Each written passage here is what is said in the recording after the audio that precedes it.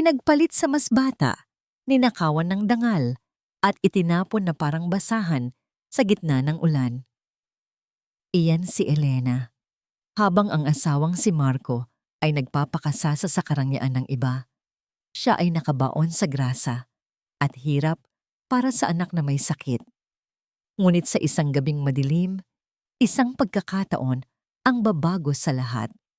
Titindig ba siya o habang buhay na magpapaalipin sa sakit? Sino ang tunay na magtatagumpay? Ayoko na sa amoy mo, Elena. Para kang laging galing sa basurahan dahil sa langis na nakadikit sa balat mo. Nakakasuka na.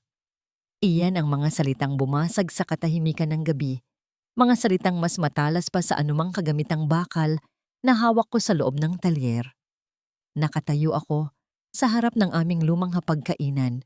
Hawak ang paboritong polo ni Marco na tinitahi ko ang laylayan.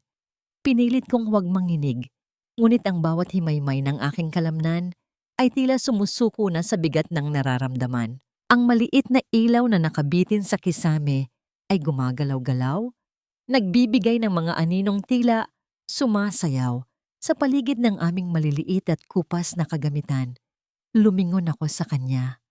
Ang lalaking minahal ko ng 10 taon, ang lalaking pinaglaanan ko ng lahat ng aking lakas at pangarap, ay nakatayo sa harap ko na parang isang estranghero. Ang kanyang suot ay mamahalin, isang itim na Amerikana na lapat sa kanyang katawan, malayo sa mga lumang damit na tahi-tahi ko lang noon habang pinag-aaral ko siya sa kolehiyo. Sa labas, sa kabila ng aming bakod na yero, nararamdaman ko ang banayad na pagyanig ng lupa dahil sa makina ng isang bagong sasakyan. Alam ko kung kanino iyon, kay Sofia. Ang babaeng hindi kailanman nakahawak ng grasa, ang babaeng ang tanging alam na bigat ay ang bigat ng kanyang mga alahas. Dahan-dahan kong ibinaba ang polo sa mesa. Tumingin ako sa aking sariling mga kamay. Ang mga kuko ko ay may itim na linyang iniwan ng langis ng makina, mga bakas na hindi na maalis-alis kahit anong kuskos ko ng magaspang na sabon. Ito ang mga kamay na nagkumpuni ng libu-libong makina sa gitna ng init ng araw. Ito ang mga kamay na nagtiis sa hapdi ng sugat mula sa mga sumabog na radiator para lang may maipambayad sa kanyang matrikula. Para kay Marco, ang mga kamay na ito ay marumi. Para sa kanya, ako ay naging isang kagamitang wala ng silbi matapos niyang makinabangan upang makarating sa itaas ng lipunan. Pirmahan mo na yan para matapos na tayo. You knew this was coming, Elena. Hindi tayo magkapareho ng mundo. Look at you, and look at me now. Hindi ko kayang ipakilala ang isang mekaniko bilang asawa ko sa harap ng mga kliyente ko. Nakakahiya. Dagdag niya habang inilalapag ang isang puting sobre sa ibabaw ng mesang kahoy na puno ng gasgas. Ang bawat salita niya ay tila isang mabigat na martilyo na tumatama sa aking dibdib. Walang ingay, walang sigaw, ngunit nararamdaman ko ang unti-unting pagkadurog ng aking puso sa loob ng aking tadyang. Ang hangin sa loob ng bahay ay tila naging malapot, mahirap lang hapin, habang ang aking paningin ay nagsisimulang lumabo dahil sa luhang pilit kong hindi ibinubuhos sa harap niya. Ayaw kong makita niya ang aking kahinaan. Ayaw kong isipin niya na sa huling sandali ay nagmakaawa ako. Kinuha ko ang papel mula sa sobre. Ang kaputian nito ay tila nanunokso sa dumi ng aking mga daliri. Sa bawat dampi ng aking balat sa papel, naiiwan ang isang maliit at madilim na mantsa ng grasa. Isang mantsa ng aking pagsasakripisyo sa dokumentong magtatapos sa aking pagkatao bilang asawa niya. Sa bawat pangungusap na nakasulat, tila binubura ang 10 taon ng aming pagsasama.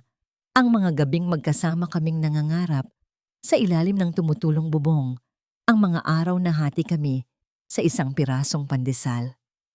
Si Angel, paano ang anak mo? Pabulong kong tanong. Ang aking boses ay tila galing sa ilalim ng lupa. Tuyo at puno ng pait. Sa kabilang silid, naririnig ko ang mahina at hirap na paghinga ng aming anak. Ang aming munting anghel na may mahinang puso na tanging ang amoy ng aking damit na may halo ng langis at pagmamahal ang nakakapagpatahan sa kanyang mga iyak. Magpapadala ako ng pera para sa kanya. But that's it. Huwag mo na akong tatawagan, Elena. Tapos na ang obligasyon ko sa'yo.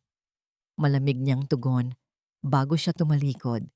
Naririnig ko ang kanyang mga hakbang sa semento, papalayo sa akin, papalayo sa buhay na itinayo namin sa loob ng isang dekada. Ang malakas na tunog ng pagsara ng pinto ay nagdulot ng panginginig sa buong bahay.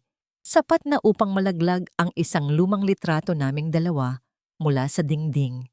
Hindi ito nabasag, ngunit ang salamin ay nagkaroon ng mahabang lamat na humati sa aming mga mukha. Naiwan akong mag-isa sa gitna ng katahimikan. Ang tanging naririnig ko na lamang ay ang bawat patak ng ulan na nagsisimulang bumuhos sa aming bubong na yero. Bawat bagsak ng tubig ay tila isang paalala ng aking mga pagkakamali. Nilapitan ko ang kama ni Angel at hinawakan ang kanyang maliit na kamay. Ang init ng kanyang lagnat ay tila sumasalamin sa apoy ng galit at sakit na naglalayab sa aking kalooban. Tumingin ako sa labas ng bintana kung saan ang dilim ay tila lalamon sa buong mundo.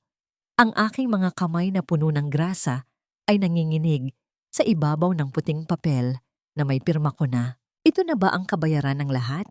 Pagkatapos ng lahat ng bagyo na sinuong ko para sa kanya, pagkatapos ng lahat ng sugat at pagod upang maiahon siya sa hirap. Bakit ako pa ang naiwan dito sa gitna ng ulan? Yakap ang isang pangarap na matagal na palang naging abo. Naramdaman ko ang isang mapait na lasa sa aking lalamunan. Hindi ito dahil sa dumi o langis. Ito ang lasa ng katotohanan. Ngunit sa gitna ng aking pagkaubos, isang maliit na kislap ng galit ang nagsimulang mabuo sa aking puso. Kung ang mga kamay na ito ang bumuo sa kanyang kinabukasan, ang mga kamay rin na ito ang magtatayo ng sarili kong tore mula sa mga guhong iniwan niya. Ganito na lang ba talaga ang halaga ko? Isang basahang itinapon matapos gamiting pamunas sa daan patungo sa tagumpay? Ang init ng iyong balat ay tila naglalayab na uling na dumadarang sa aking palad, anak. Sa bawat paghinga ni Angel, nararamdaman ko ang panghihina ng kanyang munting katawan sa ilalim ng manipis at tagpi-tagping kumot. Ang dilim sa loob ng aming silid ay tila lalong bumibigat, kasabay ng bawat patak ng ulan na humahampas sa aming bubong na yero, lumilikha ng isang nakabibinging ingingay na tila sinasabayan ang kabog ng aking dibdib. Kinuha ko ang isang palanggana ng tubig at ang lumang bimpo na dati ay puti, ngunit ngayon ay kulay abo na sa katandaan. Dahan-dahan kong pinunasan ang noo ni Angel. Ang bawat dampi ng basang tela sa kanyang mainit na balat ay nagdudulot ng bahagyang pag-ungol mula sa kanya. Isang tunog ng paghihirap na mas masakit pa sa anumang sugat na nakuha ko sa talyer. Konting tiis lang, anak. Nandito si Mama. Pabulong kong sambit. Kahit na ang sarili ko ay hindi ko na alam kung saan kukuha ng lakas. Tumayo ako at tinungo ang lumang aparador ni Papa. Sa pinakailalim, sa likod ng mga lumang kagamitang pangmekaniko na tila mga anino ng nakaraan, nahanap ko ang isang maliit na lata ng biskwit. Ito ang alkansya ni Papa, ang tanging bagay na hindi ko ginalaw mula nang pumanaw siya. Sa loob nito ay ang mga barya na inipon niya para sa kinabukasan ko. Mga barya na ngayon ay kailangan kong gamitin para sa buhay ng aking anak. Nanginginig ang aking mga kamay habang ibinubuhos ko ang laman ng lata sa ibabaw ng sahig. Ang tunog ng pagbagsak ng mga barya sa kahoy na sahig ay tila isang malungkot na musika sa gitna ng katahimikan. Binilang ko ang mga ito ng paisa-isa.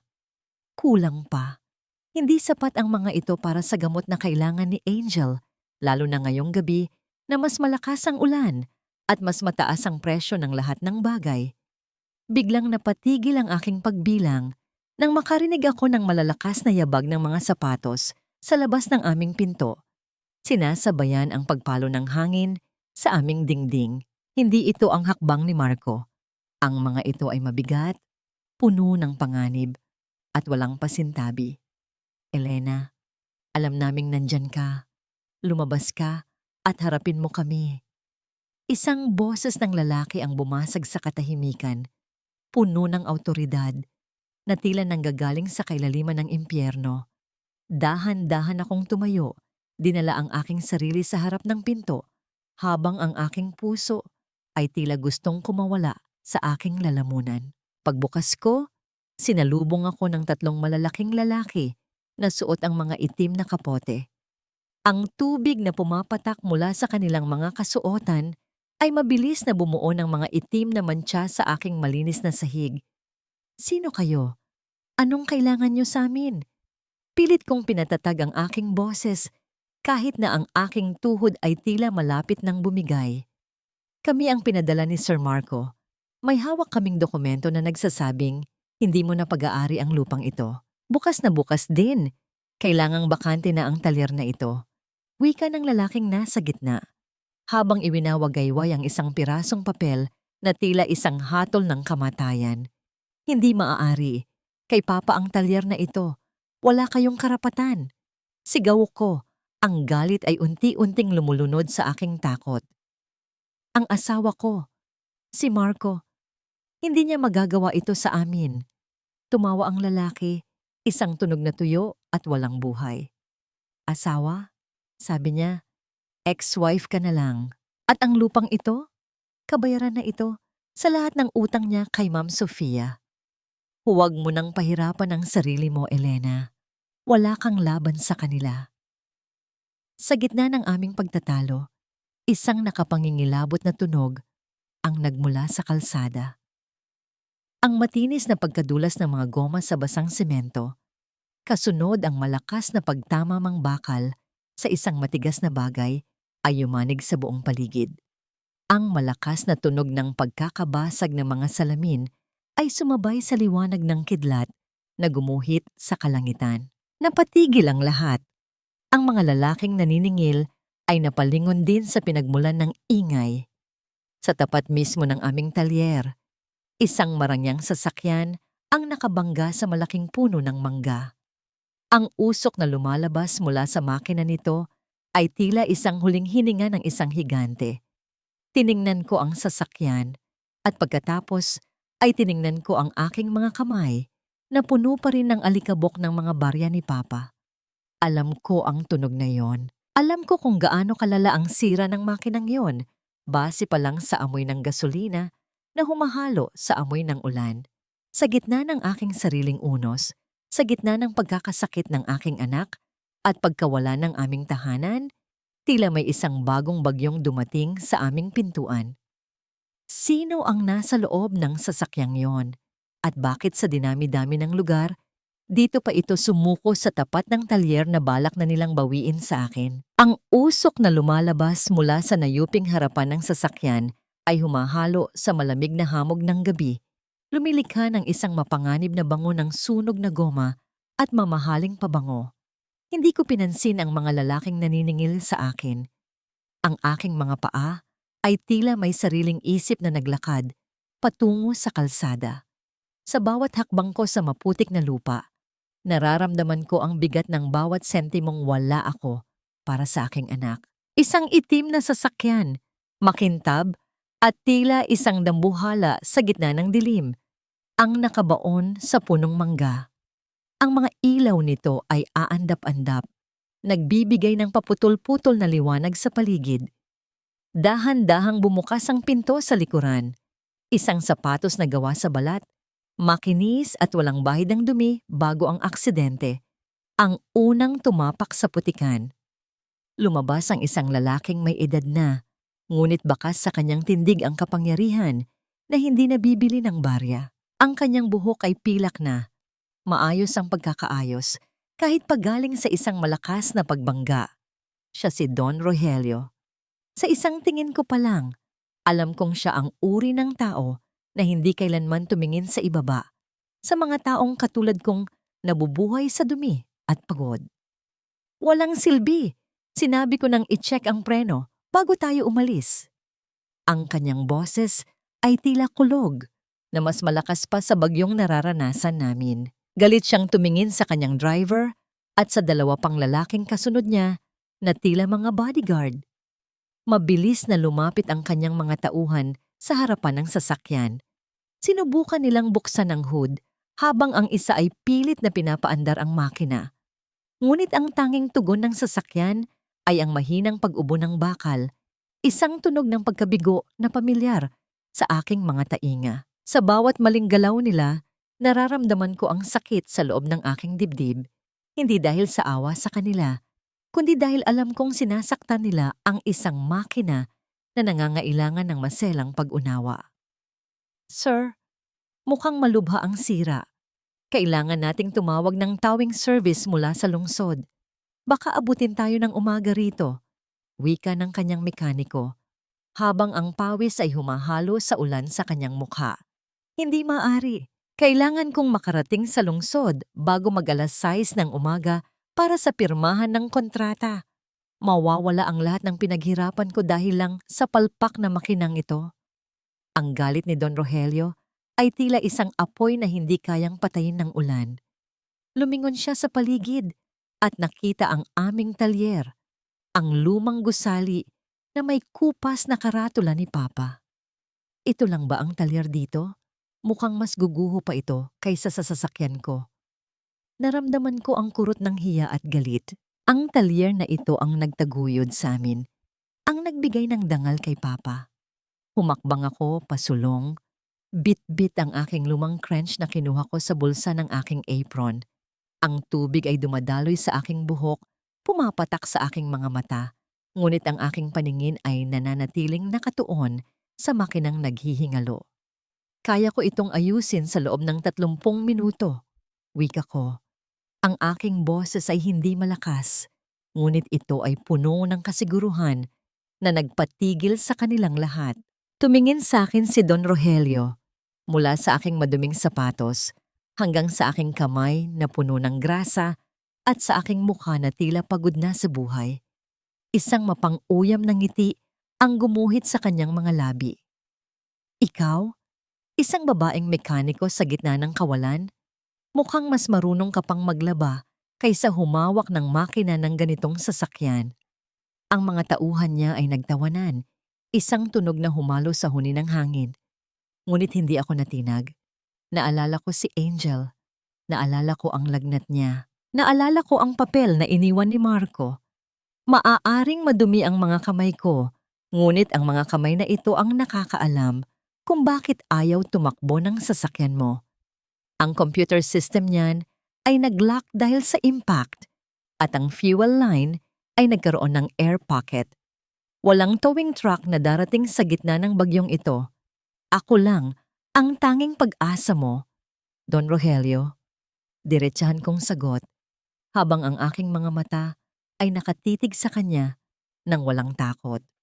Napatigil ang tawanan. Tiningnan ako ng matanda, tila sinusukat ang bawat hibla ng aking katotohanan. Ang katahimikan sa pagitan namin ay tila isang mahabang tulay na puno ng pagdududa. 30 minuto? Tanong niya. Ang kanyang boses ay naging seryoso at malamig. Kung hindi mo yan mapaandar sa loob ng oras na sinabi mo, kukunin ko ang lupang kinatatayuan ng talyer na ito bilang kabayaran sa oras na sinayang mo.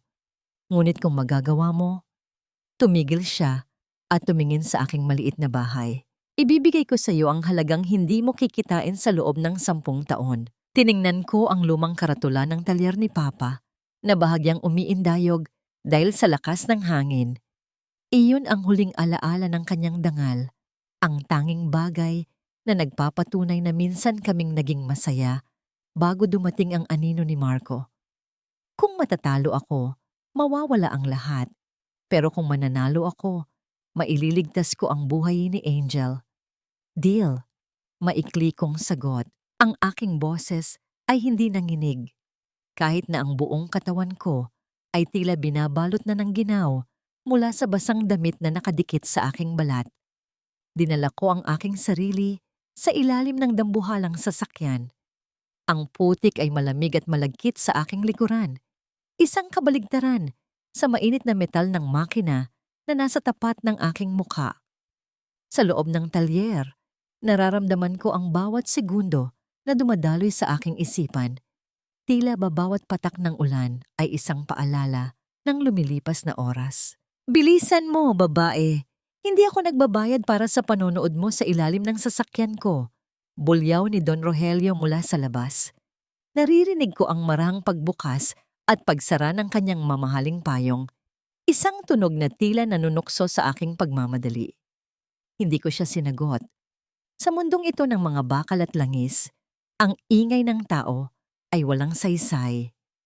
Hinanap ng aking mga daliri ang fuel line. Nararamdaman ko ang bawat kanto, bawat tornilyo.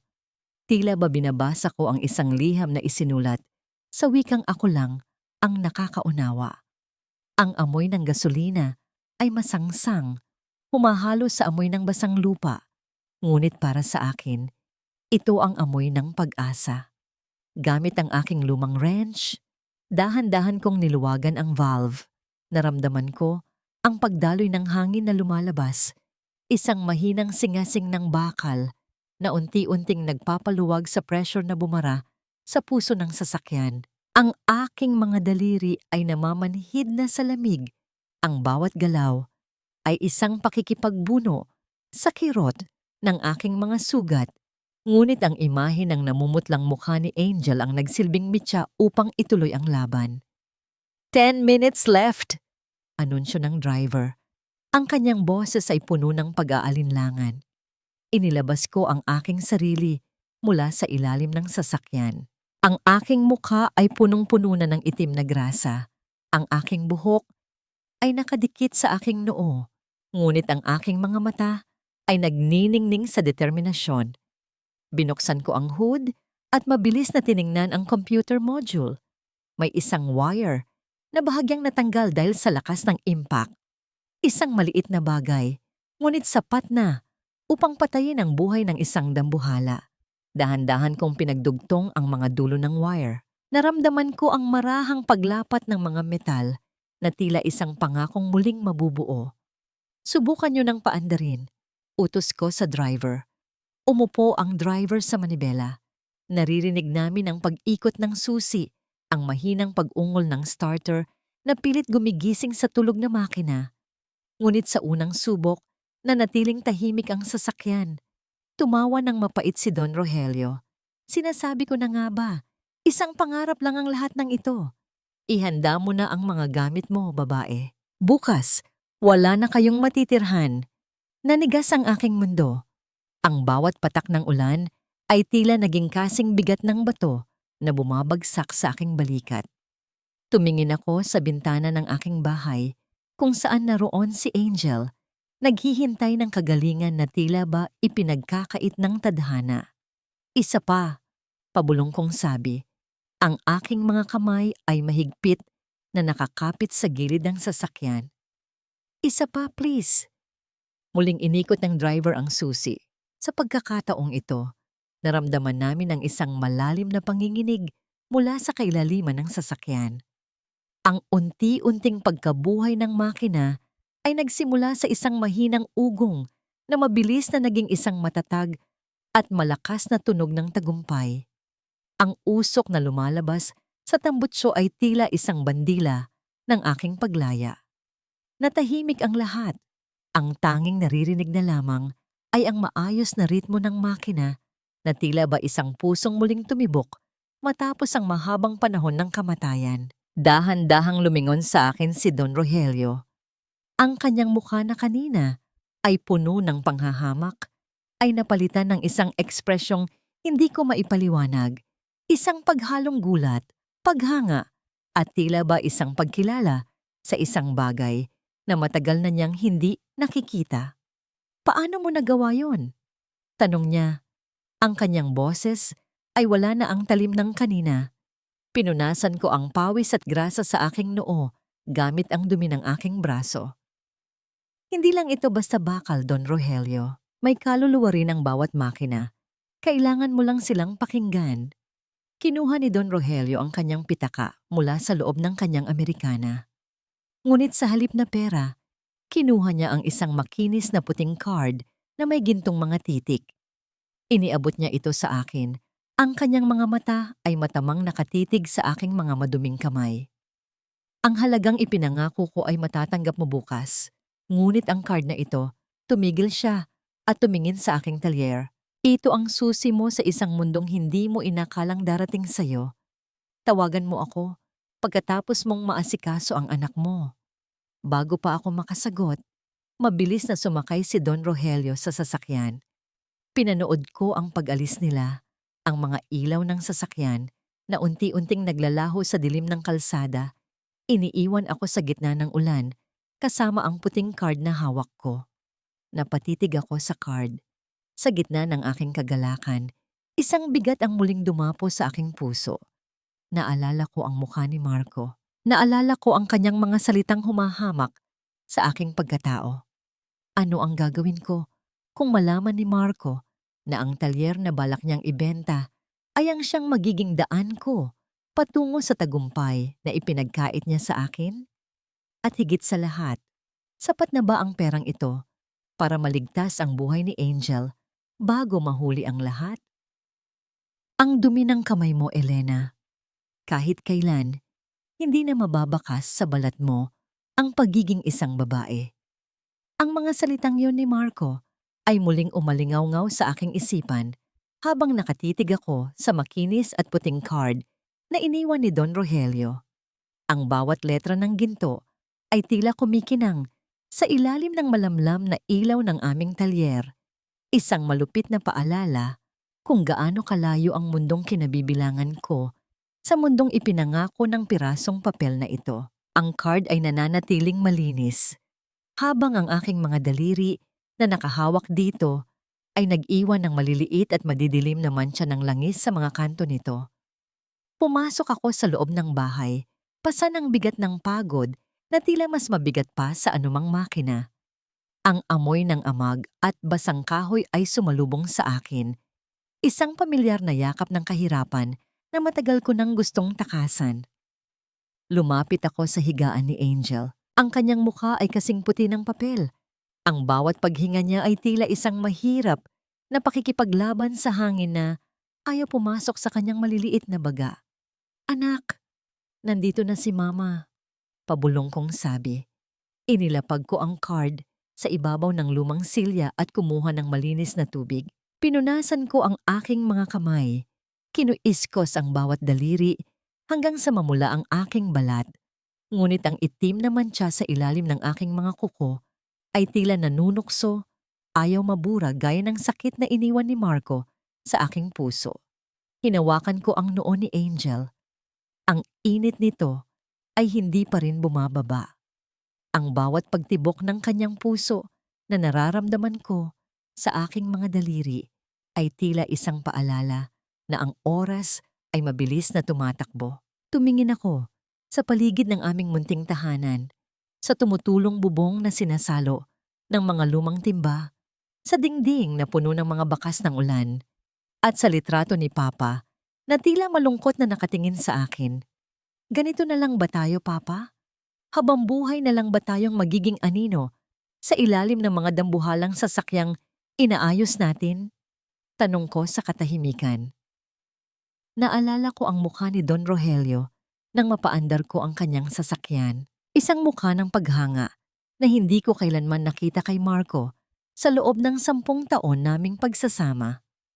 Para kay Marco, ang talento ko ay isang kahihiyan, isang bagay na kailangang itago dahil hindi ito angkop sa isang asawang dapat ay palamuti lamang sa kanyang bisig.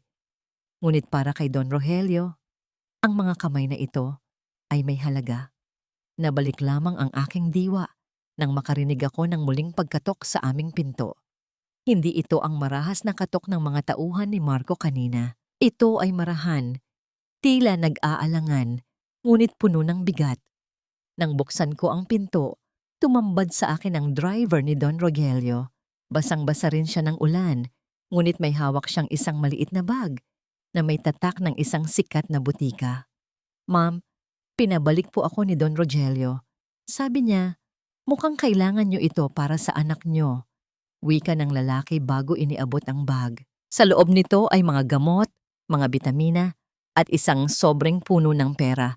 Higit pa sa sapat para sa operasyon na matagal ko nang pinapangarap para kay Angel.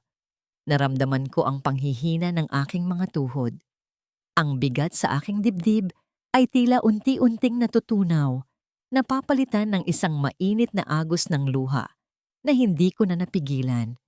Sa gitna ng dilim, sa gitna ng pagtalikod ng lalaking nangakong magmamahal sa akin, isang estranghero ang nagbigay ng kamay upang ako ay itayo. Ngunit kasabay ng biyayang ito ay ang takot.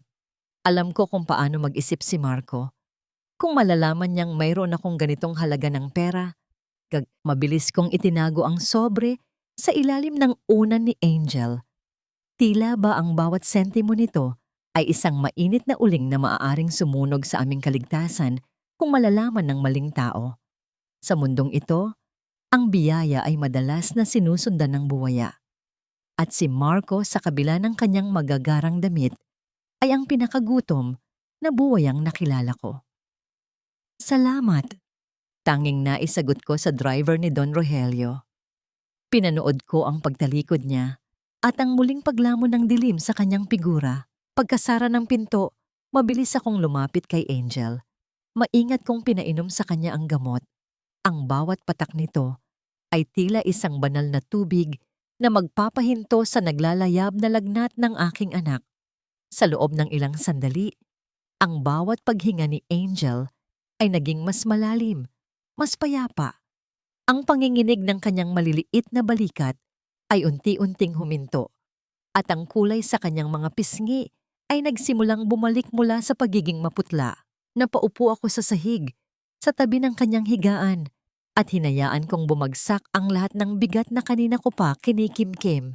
Tumingin ako sa aking mga kamay. Sa ilalim ng malamlam na liwanag, ang mga ito ay puno pa rin ng itim na grasa. May mga bagong galuhos mula sa pagkumpuni sa sasakyan ni Don Rogelio. Ngunit sa pagkakataong ito, hindi ko naramdaman ang hiya na laging ipinaparamdam sa akin ni Marco. Ang mga kamay na ito, na tinatawag niyang marumi at mababa, ang siyang nagligtas sa buhay ng kanyang anak ngayong gabi. Ang mga kamay na ito ang nagpaandar sa isang dambuhalang makina na hindi kayang paamuhin ng mga lalaking nakasuot ng kurbata. Isang matamis at mapait na pagtanto ang gumuhit sa aking puso. Ang talento ni Papa na ipinamana sa akin ay hindi isang sumpa, ito ay isang kalasag. Nabalik lamang ang aking diwa nang marinig ko ang muling paghinto ng isang sasakyan sa tapat ng aming talyer. Hindi ito ang maayos na ugong ng sasakyan ni Don Rogelio. Ang makinang ito ay tila mayabang na humihiyaw. Pamilyar sa aking pandinig dahil sa bawat modipikasyong ako mismo ang gumawa noon. Si Marco. Mabilis kong kinuha ang card ni Don Rogelio at ang sobre ng pera. Isinilid ko ang mga ito sa isang lihim na compartment sa ilalim ng sahig na ginawa ni Papa para sa kanyang mga mamahaling kagamitan. Bahagya kong inayos ang aking sarili bago binuksan ang pinto. Pumasok si Marco na tila ba siya pa rin ang hari ng tahanang ito. Ang kanyang mga mata ay mapanuri. Tinitingnan ang bawat sulok ng aming munting sala. Ang amoy ng alak at mamahaling pabango ni Sofia ay tila isang laso na humahalo sa malinis na hangin sa loob ng bahay. Nandito pa rin pala ang mga gamit mo? Akala ko ba malinaw ang sinabi ko kanina? Bungad niya. Ang kanyang boses ay puno ng pagkainip. Lumapit siya sa higaan ni Angel at tiningnan ang mga bote ng gamot na nasa ibabaw ng lamesa. Saan galing ang mga ito? At bakit tila mas naging maayos ang hitsura ng bata? Kanino ka nagnakaw, Elena? Humakbang ako sa harap niya. Hinarangan ang kanyang paningin kay Angel. Hindi ako nagnakaw, Marco. Nagtrabaho ako. Isang bagay na mukhang nakalimutan mo na kung paano gawin simula nang umasa ka sa yaman ng ibang tao. Isang mapait na ngiti ang gumuhit sa kanyang labi. Humakbang siya palapit sa akin. sapat na upang maramdaman ko ang init ng kanyang hininga. Nagtrabaho? Sa talyer na ito? Huwag mo akong patawanin. Walang matinong tao ang magpapagawa ng sasakyan sa isang babaeng mukhang basahan. Ngunit napatigil siya nang mapansin niya ang mga bakas ng gulong sa labas, ang mga malalalim na marka ng mamahaling goma sa gitna ng putik. Lumingon siya sa akin, ang kanyang mga mata ay naging kasing kitid nang sa isang ahas na naghihinala. Sino ang pumarito?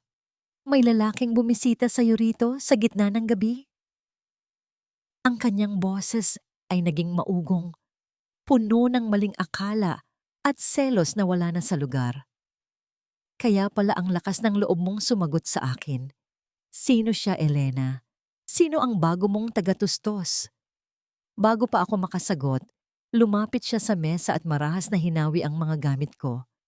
At doon, sa ilalim ng isang lumang basahan, ay nakita niya ang isang bagay na nakalimutan kong itago. Ang gintong lalagyan ng mamahaling biskwit na pinaglagyan ng driver ng ilang gamot na may malinaw na tatak ng pamilya ni Don Rogelio.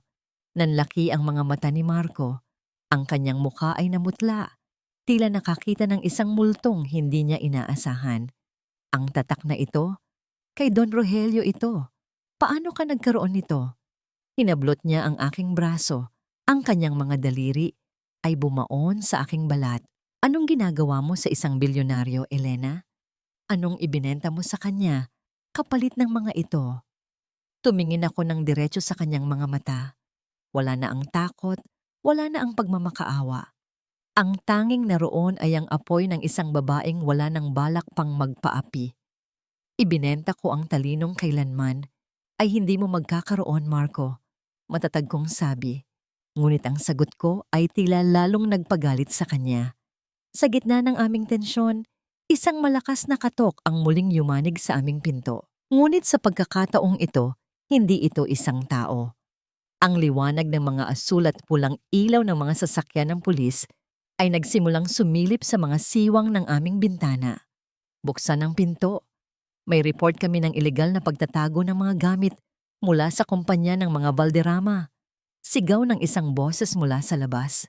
Tumingin sa akin si Marco na may isang mapanirang ngiti. Akala mo ba hahayaan kitang umangat? Kung hindi ka mapapa sa akin, sisiguraduhin kong sa kulungan ang bagsak mo. Nararamdaman ko ang mabilis na pagtibok ng aking puso. Ang lahat ng pinaghirapan ko sa loob ng isang gabi ay tila guguho na naman. Paano ko mapapatunayan ang aking katotohanan kung ang batas ay tila binili na ng mga taong gustong sumira sa akin?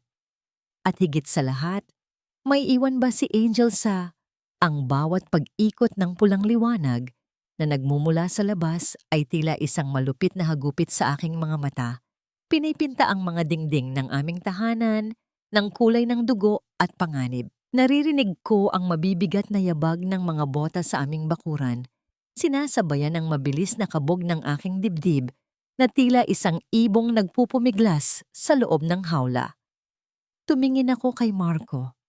Ang kanyang nangiti ay tila isang lason na dahan-dahang kumakalat, puno ng tagumpay na nanggagaling sa pagdurusa ng iba. You really thought you could outsmart me, Elena? Na sa isang gabi lang ay magiging prinsesa ka na dahil sa isang matandang bilyonaryo? Pabulong niyang sabi, sapat lamang upang ako ang makarinig. I know Sophia's company missing some high-end parts at siguradong dito sa maduming talyer mo nila, mahahanap ang mga yon. Binuksan ni Marco ang pinto bago ko pa siya mapigilan. Pumasok ang 3 opisyal ng pulis. Ang kanilang mga uniforme ay basang-basa ng ulan. Nagdadala ng amoy ng malamig na gabi sa loob ng silid kung saan namamalagi ang init ng lagnat ni Angel. Ang pinuno nila, isang lalaking may seryosong mukha, ay naglabas ng isang search warrant. Mrs., may report kami na dito itinago ang mga nakaw na piyesa mula sa warehouse ng Valderrama Motors. Kailangan naming suriin ang talyer at ang bahay niyo. Wika ng opisyal habang ang kanyang mga mata ay gumagala sa aming paligid. Wala akong itinatago. Ang lahat ng narito ay pag-aari ng tatay ko. Sigaw ko. Ang aking boses ay nanginginig hindi sa takot, kundi sa naglalayab na galit. Nagsimulang maghalughog ang mga pulis. Naririnig ko ang pagbagsak ng aking mga kagamitan sa talyer, ang kalansing ng mga bakal na tila mga daing ng aking yumaong ama habang nilalapastangan ang kanyang pinaghirapan. Tumingin ako kay Angel. Nagising siya dahil sa ingay. Ang kanyang mga mata ay puno ng takot habang nakatingin sa mga estrangherong naggugulo sa aming munting mundo. Mama, bakit po sila nandito? Mahina niyang tanong. Ang boses ay tila isang manipis na sinulid na malapit ng maputol. Huwag kang mag-alala, anak. Matulog ka lang. Sagot ko. Pilit na pinapakalma ang aking sarili habang nararamdaman ko ang malamig na titig ni Marco. Officer, tignan niyo yung ilalim ng sahig. Doon madalas magtago ng kung ano-ano ang mga mekaniko. Mungkahi ni Marco, itinuro ang mismong lugar kung saan ko itinago ang pera at ang card ni Don Rogelio. Naramdaman ko ang paghinto ng mundo. Ang aking hininga ay tila naging yelo sa aking lalamunan. Kung mahahanap nila ang pera, hindi nila paniniwala ang galing iyon sa trabaho. Iisipin nilang iyon ang pinagbilhan ng mga nakaw na piyesa. Lalong hihigpit ang bitag na inihanda ni Marco para sa akin. Lumapit ang isang pulis sa itinurong bahagi ng sahig. Gamit ang isang crowbar, dahan-dahan niyang inangat ang kahoy. Ang tunog ng pagkapunit ng pako mula sa kahoy ay tila isang huling hininga ng aking pag-asa. Ngunit bago pa man niya tuluyang mabuksan ang compartment, isang malakas na liwanag mula sa isa pang sasakyan ang tumama sa aming bintana. Mas maliwanag at mas makapangyarihan kaysa sa mga ilaw ng pulis. Isang matatag na tinig ang umalingaw-ngaw mula sa pintuan, isang boses na nagpatigil sa lahat ng paggalaw sa loob ng bahay. Ito ba ang paraan niyo ng pagtrato sa aking head mechanic, si Don Rogelio? Nakatayo siya sa pintuan, hawak ang isang tungkod na may gintong hawakan. Ang kanyang presensya ay tila isang dambuhalang pader na humarang sa pagitan namin at ng kapahamakan. Sa likod niya ay isang lalaking naka-Amerikana, ang abogado ng kanyang kumpanya. Napatigil ang mga pulis. Ang opisyal na may hawak ng warrant ay mabilis na tumayo ng tuwid. Ang kanyang mukha ay napalitan ng pagkagulat at paggalang. Don Rogelio, hindi namin alam na may kinalaman kayo rito. Ang babaeng yan, itinuro ako ni Don Rogelio, ay nasa ilalim ng aking proteksyon. Ang lahat ng kagamitang nakita niyo sa labas, kabilang ang mga gamot at tulong na natanggap niya, ay mula sa akin. Mayroon ba kayong problema sa aking pagbibigay ng donasyon sa aking pinagkakatiwalaang empleyado? Tumingin ang abogado sa mga pulis at kay Marco. At tungkol sa report ng pagnanakaw, kakausapin namin si Sofia Valderrama. Sigurado akong magugulat siya kung paano nakarating ang mga maling impormasyong ito sa inyo. Maari na kayong umalis bago ko kayo sampahan ng harassment suit. Nanigas si Marco sa kanyang kinatatayuan. Ang kanyang plano na tila perpekto ay nag-miss siyang abo sa isang saglit. Tiningnan siya ni Don Rogelio nang may halong pandidiri, tila isang insekto na hindi karapat-dapat pansinin. At ikaw, iho, wika ng matanda kay Marco, siguraduhin mong hindi na kita makikita sa paligid ng talyer na ito. Dahil sa susunod, hindi lang pulis ang haharapin mo. Nang makaalis ang mga pulis at si Marco, naiwan ang katahimikan sa loob ng aming bahay. Lumapit sa akin si Don Rogelio. Tumingin siya sa aking mga kamay na nanginginig pa rin at pagkatapos ay sa aking anak. Elena, hindi sapat ang talyer na ito para sa'yo, malambot niyang sabi. Ang gabi ay madilim, ngunit ang umaga ay darating na may dalang bagong pagkakataon. Handa ka na bang iwanan ang dumi ng nakaraan? Napatingin ako sa card na muling inabot niya sa akin. Isang tanong ang naglaro sa aking isipan habang nakatingin sa mahimbing na tulog na si Angel. Sapat na ba ang aking tapang upang harapin ang isang mundong hindi ko kailanman inakalang magbubukas para sa akin? o mananatili akong bilanggo ng mga alaala ng sakit na dulot ng taong minsan kong tinawag na muno. Hindi ang mga pader na ito ang pamanang iniwan ni Papa, Elena. Ang tunay na kayamanan ay ang talinong nasa iyong mga daliri at ang tibay ng iyong puso. Ang mga salitang yun ni Papa ay tila isang banayad na haplos sa aking diwa habang pinagmamasdan ko ang mga kalat na iniwan ng mga pulis sa loob ng aming talyer. Ang sikat ng araw ay nagsisimula nang sumilip sa mga siwang ng aming bubong, nagbibigay ng liwanag sa mga alikabok na sumasayaw sa hangin. Pagkatapos ng unos kagabi, ang katahimikan sa loob ng bahay ay tila isang banyagang panauhin, payapa, ngunit puno ng mga katanungang hindi pa nasasagot. Maingat kong niligpit ang mga kagamitan ni Papa na nagkakahalo-halo sa sahig. Hinawakan ko ang kanyang paboritong wrench. Ang metal nito ay malamig, ngunit nagbibigay ng kakaibang init sa aking palad. Nararamdaman ko ang bawat gasgas at ukit sa hawakan nito, mga bakas ng ilang dekadang pagtatrabaho upang maitaguyod ang aming pamilya. Sa bawat gamit na aking itinatabi, tila muling nabubuo ang aking pagkatao na sinubukang durugin ni Marco. Mama, aalis na po ba tayo rito? Lumingon ako at nakita ko si Angel na nakatayo sa may pinto ng silid. Ang kanyang mukha ay hindi na kasing puti ng papel gaya ng kagabi. Ang mga gamot na ipinadala ni Don Rogelio ay tila himalang nagbigay ng bagong buhay sa kanyang maliit na katawan. Ngunit sa kanyang mga mata, bakas pa rin ang pangamba na dulot ng gulo na nasaksihan niya. Lumapit ako sa kanya at niyakap ko siya ng mahigpit. Hindi tayo aalis dahil sa takot, anak. Kung aalis man tayo, iyon ay dahil handa na tayong buuin ang bago nating buhay. Nabalik lamang ang aking atensyon sa katotohanan nang makita ko ang isang puting sobre na nakaipit sa ilalim ng pintuan. Nang buksan ko ito, tila tumigil ang pagtibok ng aking puso. Ito ay isang paunawa ng foreclosure dahil sa mga utang ni Marco na hindi ko alam. Ang talyer at ang aming bahay ay nakasangla na pala sa isang pribadong kumpanya, ang kumpanya ng pamilya ni Sofia. Isang mapait na tawa ang kumawala sa aking lalamunan.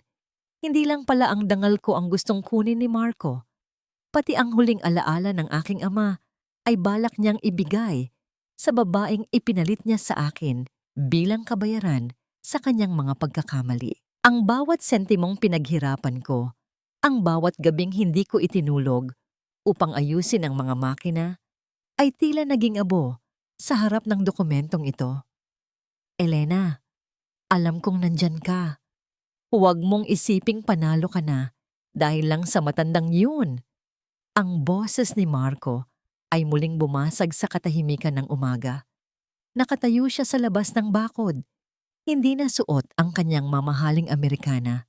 Ang kanyang buhok ay gulo-gulo at ang kanyang mga mata ay nangingitim sa puyat at galit. Wala na ang kislap ng tagumpay sa kanyang mukha. Ang tanging naroon ay ang desperasyon ng isang taong nawawalan na ng kapit. Lumabas ako ng talyer, bit-bit ang dokumento ng foreclosure. Ano pa ang kailangan mo, Marco? Hindi mo ba nakuha ang gusto mo kagabi? Ang lupang ito, Elena. Akin ito. Pirmahan mo na ang waiver para makuha ko ang commission ko mula kay Sofia. Kapag hindi mo ito ginawa, sisiguraduhin kong wala kayong matutuluyan ng bata. Sigaw niya. Ang kanyang mga kamay ay nanginginig habang nakakapit sa kalawanging rehas ng aming bakod. Tiningnan ko siya ng may halong awa. Ang lalaking dati kong tinitingala ay isa na lamang anino ng kasakiman. Ibinenta mo na ang lahat, Marco.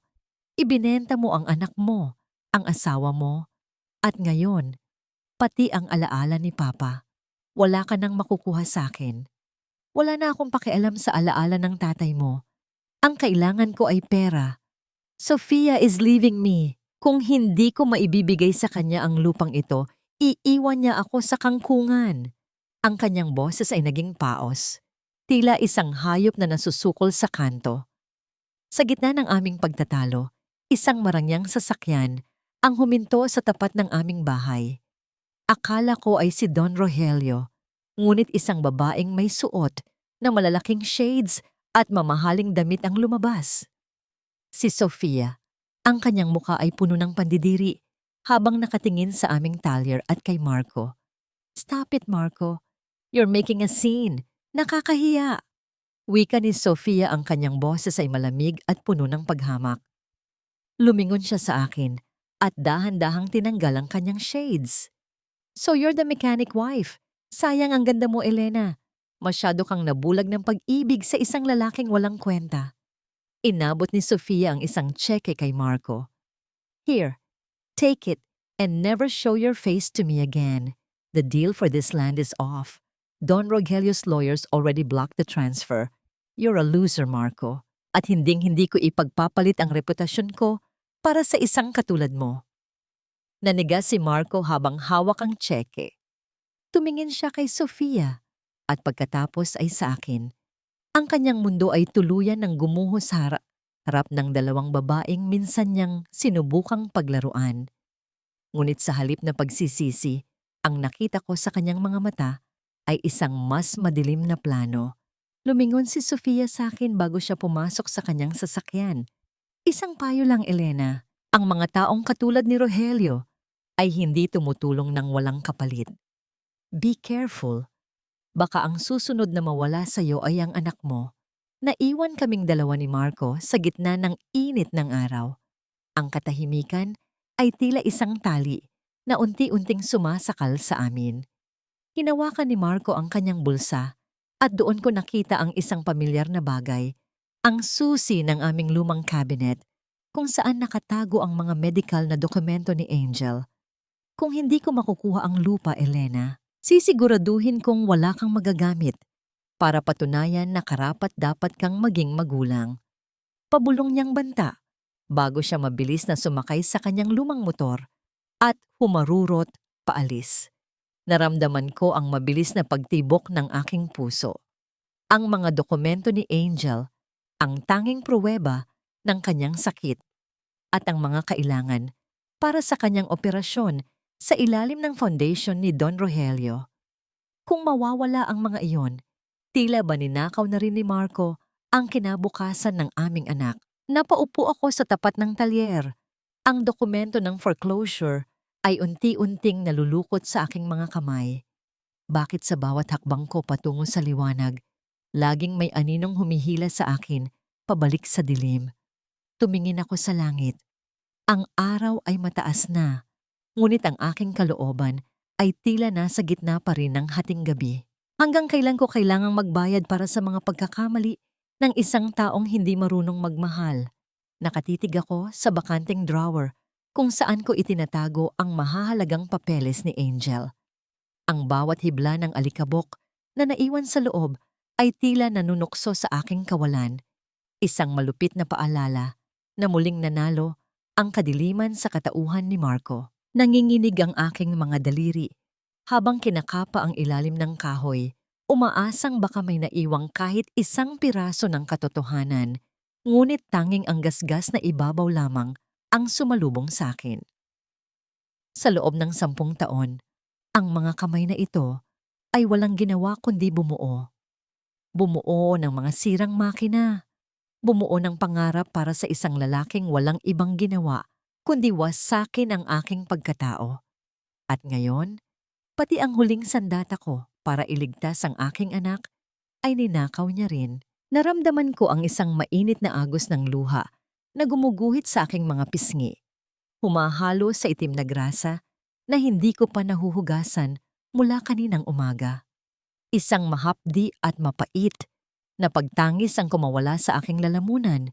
Isang tunog ng pagkaubos na tanging ang mga pader lamang ng talyer ang nakakaalam. Ngunit sa gitna ng aking pagiyak, naramdaman ko ang mahinang hawak ni Angel sa aking laylayan. Tumingin ako sa kanya at sa kanyang mga mata ay nakita ko ang takot na pilit niyang itinatago. Doon, sa gitna ng aming guhong tahanan, tila may isang bagay na nag-alab sa aking kalooban. Isang apoy na hindi nanggagaling sa galit, kundi sa isang matinding pagnanais na mabuhay. Tumayo ako at pinunasan ang aking mukha gamit ang dumi ng aking braso. Hindi na ako ang Elenang laging nakayuko. Hindi na ako ang asawang laging naghihintay ng tira-tirang pagmamahal. Dinala ko ang aking sarili sa ilalim ng gripo sa labas ng talyer. Ang tubig ay malamig, humahapdi sa aking mga galos, ngunit hinayaan ko itong dumaloy sa aking buong katawan. Kinuha ko ang magaspang na sabon at kinuiskos ang aking mga kamay. Kinuiskos ko ang bawat dumi, bawat mantsa ng langis, at bawat alaala ng haplos ni Marco na tila nananatili pa rin sa aking balat. Sa bawat kuskos, tila dahan-dahang nahuhugasan ang mga taon ng aking pagpapakumbaba. Nang matapos ako, ang aking mga palad ay mapula at mahapdi. Ngunit sa unang pagkakataon, naramdaman ko ang tunay na kalinisan. Isinuot ko ang aking pinakamaayos na damit, isang lumang blusa na itinabi ko para sa mga espesyal na okasyon. Kinuha ko ang card ni Don Rogelio mula sa lihim na compartment sa sahig na hindi nahanap ni Marco. Ang puting card na may gintong titik ay tila isang mitya ng aking pag-asa. Magbantay ka rito, Angel. Huwag mong bubuksan ang pinto kahit kanino. Pabilin ko sa aking anak bago ko siya hinalikan sa noo. Sumakay ako sa isang pampublikong sasakyan patungo sa sentro ng lungsod. Ang bawat paghinto at pagtakbo ng sasakyan ay tila sinasabayan ng mabilis na tibok ng aking puso. Pagdating ko sa dambuhalang gusali na pag-aari ni Don Rogelio, naramdaman ko ang muling pagliit ng aking mundo. Ang lahat ay gawa sa salamin at bakal, makikintab at tila walang puwang para sa isang mekanikong katulad ko. Ngunit hindi ako umatras. Humakbang ako papasok sa lobby. Ang tunog ng aking mga simpleng tsinelas sa makinis na sahig ay tila isang matapang na pahayag. Hinarap ko ang receptionist na tiningnan ako mula ulo hanggang paa nang may halong pagtataka. Nais ko pong makausap si Don Rogelio. Narito ang kanyang card. Wika ko, ang aking boses ay matatag kahit na ang aking tuhod ay tila nanginginig. Sa loob ng ilang minuto, dinala ako sa pinakamataas na palapag. Pagbukas ng pinto ng opisina ni Don Rogelio, sinalubong ako ng malamig na hangin ng aircon at ang amoy ng mamahaling tabako at lumang libro. Nakaupo ang matanda sa likod ng kanyang dambuhalang mesa, nakatingin sa malawak na tanawin ng lungsod. Elena, akala ko ay bukas mo pa ako tatawagan. Bungad niya. Hindi lumingon ngunit bakas ang nangiti sa kanyang boses. Hindi po ako nandito para humingi ng tulong bilang isang biktima. Don Rogelio, panimula ko. Habang naglalakad ako, palapit sa kanya. Nandito po ako para mag-alok ng isang kasunduan. Humarap sa akin ang matanda. Ang kanyang mga mata ay mapanuri. Anong uri ng kasunduan? Alam ko po na ang kumpanya nyo ay naghahanap ng mga bagong paraan para mapabuti ang fuel efficiency ng inyong mga transport fleet. Nakita ko ang mga blueprint nyo kagabi sa sasakyan. May mga mali sa design ng inyong combustion chamber. Diretsahan kong sabi, ayusin ko ang inyong mga makina. Gagawin ko silang pinakamabilis at pinakamatipid sa buong bansa. Ngunit kapalit nito, hiling ko ang isang legal na proteksyon para sa aking anak at ang puhunan para gawing isang ganap na kumpanya ang talyer ni Papa. Hindi limos ang hinihingi ko, kundi puhunan sa aking talino. Natahimik si Don Rogelio. Isang mahabang katahimikan na tila ba bawat segundo ay isang pagsubok sa aking pasensya. Pagkatapos, isang malakas na tawa ang kumawala sa kanyang dibdib. Ngunit hindi ito tawa ng pang-uuyam. Ito ay tawa ng isang taong nakahanap ng isang pambihirang kayamanan. You have the fire of your father, Elena. But you have something he never had, the courage to ask for what you deserve. Wika niya habang tumatayo at lumalapit sa akin. Iniabot niya ang kanyang kamay. Welcome to the real world, partner. Nang hawakan ko ang kanyang kamay, naramdaman ko ang isang kuryente ng pag-asa. Ngunit sa likod ng aking tagumpay, alam kong hindi titigil si Marco. At habang tinitignan ko ang mga gusali sa labas, isang tanong ang nananatili sa aking isipan. Sapat na ba ang aking bagong kapangyarihan upang bawiin ang kinabukasan ni Angel mula sa mga kamay ng taong handang sumira sa lahat para lamang sa pera? O ang bagong mundong ito ay isa lamang mas malaking kulungan na may mas magagarang rehas? Ang bawat hininga sa loob ng silid na ito ay tila may halong amoy ng kalinisan at pag-asa, malayo sa masangsang na amoy ng kalawang at napanis na langis na naging pabango ko sa loob ng maraming taon. Nakaupo ako sa tabi ng kama ni Angel dito sa loob ng isang pribadong silid sa ospital. Ang marahang ritmo ng makinang nagbabantay sa tibok ng kanyang puso ay tila isang oyayi na nagpapatulog sa aking mga pangamba. Sa unang pagkakataon, hindi ko na kailangang magbilang ng barya sa ilalim ng unan para lamang malaman kung sapat ba ang pambili ng gamot sa susunod na araw. Hinawakan ko ang kamay ni Angel. Malinis na ang kanyang mga kuko. Wala na ang mga bakas ng uling na madalas niyang makuha sa paglalaro sa loob ng talyer. Ang kanyang balat ay hindi na mainit. Gaya ng nagbabagang bakal, ito ay malamig na at mapayapa. Ang bawat mahimbing niyang pagtulog ay isang tagumpay para sa akin. Isang hiling na sa wakas ay dininig ng langit sa gitna ng aking pakikipaglaban. Elena, kailangan mo ring kumain.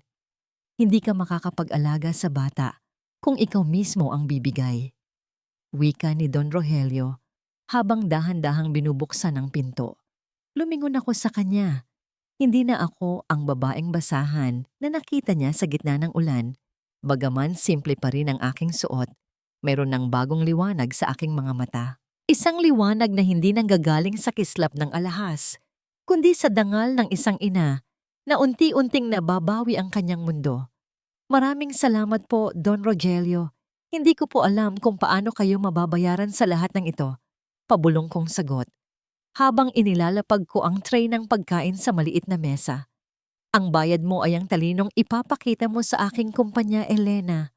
Huwag mong isipin na limos ito. Ang bawat sentimong ginagastos ko rito ay investment para sa hinaharap ng aking mga makina.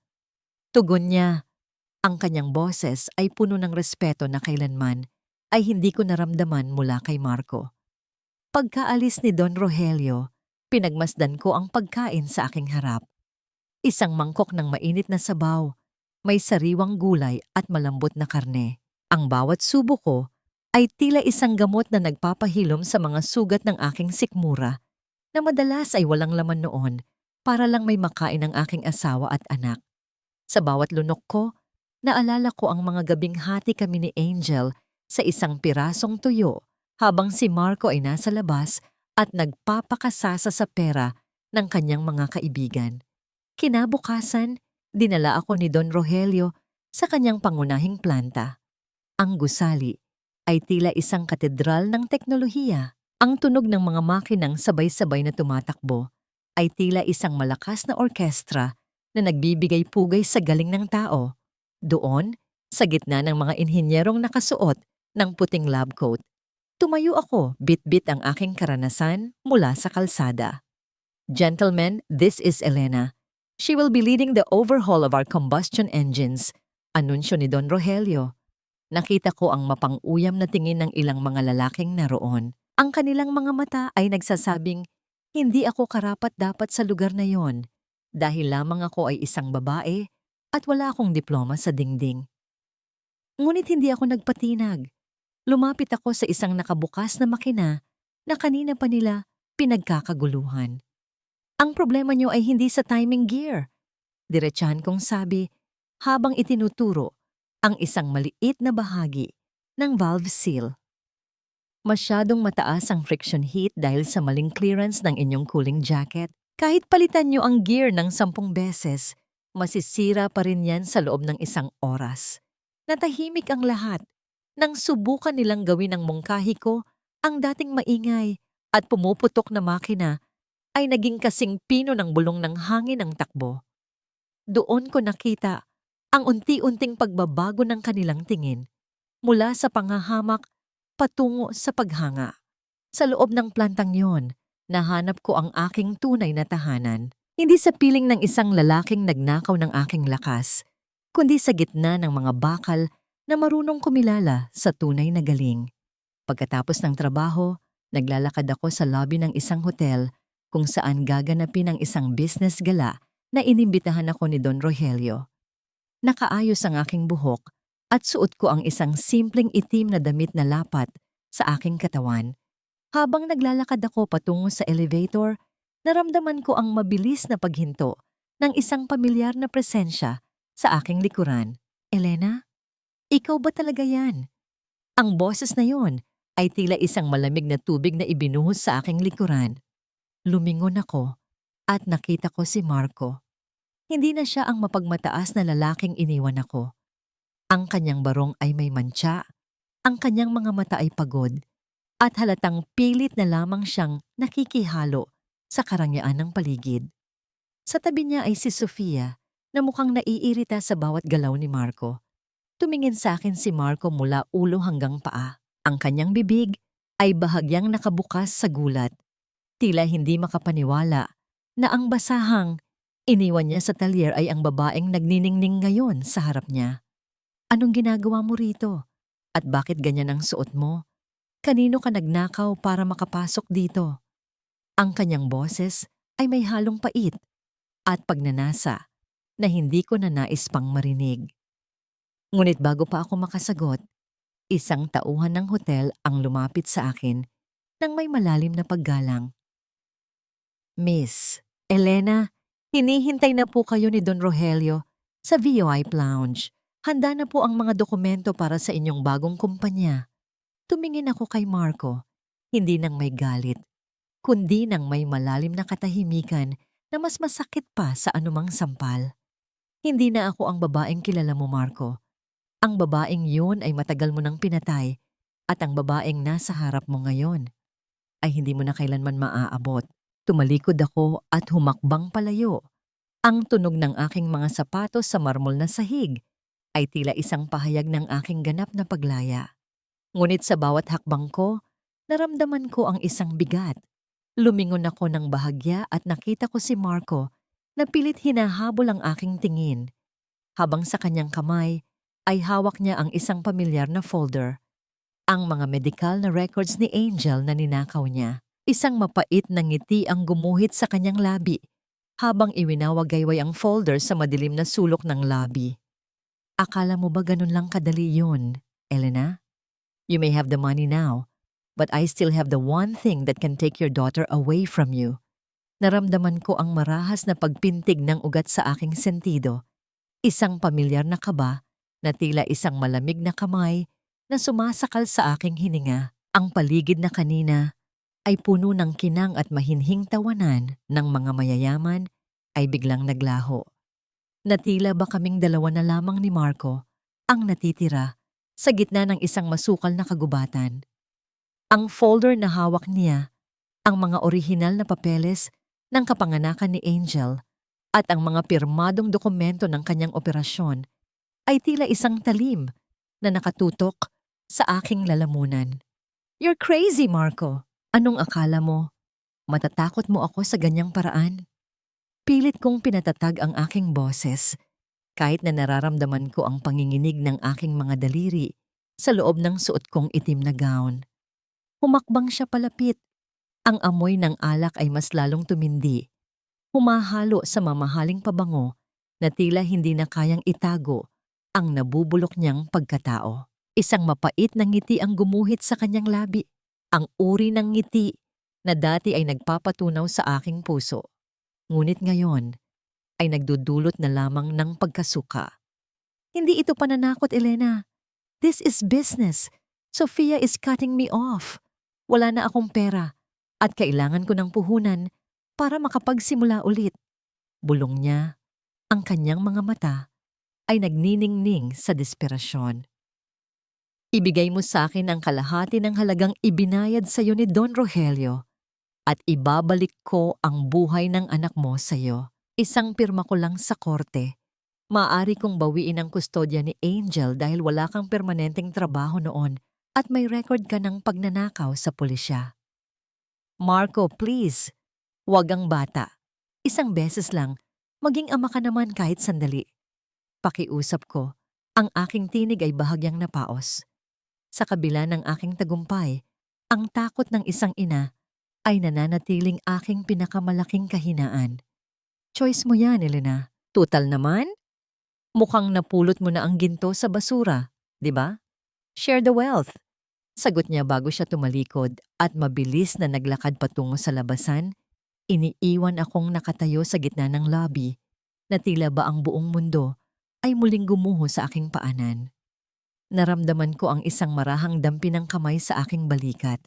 Hindi ko na kailangang lumingon upang malaman kung sino iyon. Ang amoy ng mamahaling tabako at ang bigat ng awtoridad ay sapat na upang makilala ko si Don Rogelio. Narinig ko ang lahat, Elena. Wika niya. Ang kanyang boses ay tila isang matatag na pader na humaharang sa aking pagkahulog. Huwag mong hayaang lamunin ka ng takot. Ang mga taong katulad niya ay nabubuhay lamang sa anino ng iyong kahinaan. Titigan mo siya sa mata at makikita mong siya ang tunay na natatakot. Pero ang anak ko, ang mga papeles ni Angel, ang aking luha ay hindi ko na napigilan. Pumatak ito sa aking pisngi, mainit at puno ng pait. Ang mga dokumento ay papel lamang, Elena. Ang batas ay hindi lamang tungkol sa kung anong hawak mo, kundi tungkol sa katotohanan. At ang katotohanan ay ikaw ang nagligtas sa bata habang siya ay abala sa pagwasak sa inyong buhay. Seryosong dagdag ng matanda. Kausapin mo ang aking legal team. Bukas na bukas din, sisiguraduhin nating wala na siyang mahahawakang kahit anong alas laban sa'yo. Nabalik ang aking lakas nang marinig ko ang mga salitang iyon. Isang malalim na hininga ang aking pinakawalan. Tila ba inilalabas ko ang lahat ng lason na itinanim ni Marco sa aking diwa. Tiningnan ko ang aking mga kamay. Ang mga kamay na dati ay puno ng grasa. Ang mga kamay na bumuo sa kinabukasan ng iba. Ngayon, ang mga kamay ring ito ang lalaban para sa huling pangarap na natitira sa akin. Nang sumunod na araw, pumunta ako sa tagpuan na sinabi ni Marco. Isang lumang bodega sa tabi ng riles ng tren kung saan ang amoy ng kalawang at napanis na pagkain ay nangingibabaw. Nakatayo siya roon, hawak ang folder, mukhang mas desperado kaysa kagabi. Nasaan ang pera? Bungad niya. Hindi man lang ako tinignan ng diretso sa mata. Dahan-dahan akong lumapit sa kanya. Hindi ako nagdala ng pera. Hindi ako nagdala ng anumang bagay, kundi ang aking sariling dangal. Wala akong dalang pera, Marco, at hinding-hindi ako magbibigay sa iyo ng kahit isang sentimo. Anong sabi mo? Wala ka bang pakialam sa anak mo? Sigaw niya, ang kanyang mukha ay namula sa galit habang itinataas ang folder. Tila ba handa itong punitin sa harap ko. Mas may pakialam ako sa kanya kaya hindi ko hahayaang lumaki siya na ang tingin sa tatay niya ay isang kriminal. Matatag kong sagot. Lumingon ka sa likod mo, Marco. Mula sa dilim ng bodega, lumabas ang dalawang opisyal ng National Bureau of Investigation kasama ang abogado ni Don Rogelio. Ang hawak nilang recorder ay naglalaman ng bawat salita ng pagtatangka niyang pangingikil sa akin kagabi sa lobby ng hotel. Nanigas si Marco. Ang folder na kanina ay hawak niya ng mahigpit ay dahan-dahang nalaglag sa maduming sahig. Ang tunog ng pagbagsak ng papel sa semento ay tila isang huling hantungan ng kanyang kapangyarihan sa buhay ko. Hindi ito maaari. Elena, please, mag-usap tayo. Ang kanyang boses ay naging isang mahinang pagmamakaawa. Ang uri ng tunog na ginagawa ng isang taong nalulunod. Ngunit hindi na ako nakinig. Pinulot ko ang folder mula sa sahig. Pinagpagan ko ang alikabok na dumikit dito. Tila ba nililinis ko ang huling mantsa ng aking nakaraan. Tumingin ako sa kanya sa huling pagkakataon. Hindi nang may galit, kundi nang may malalim na awa para sa isang taong piniling mabulok sa sarili niyang kasakiman.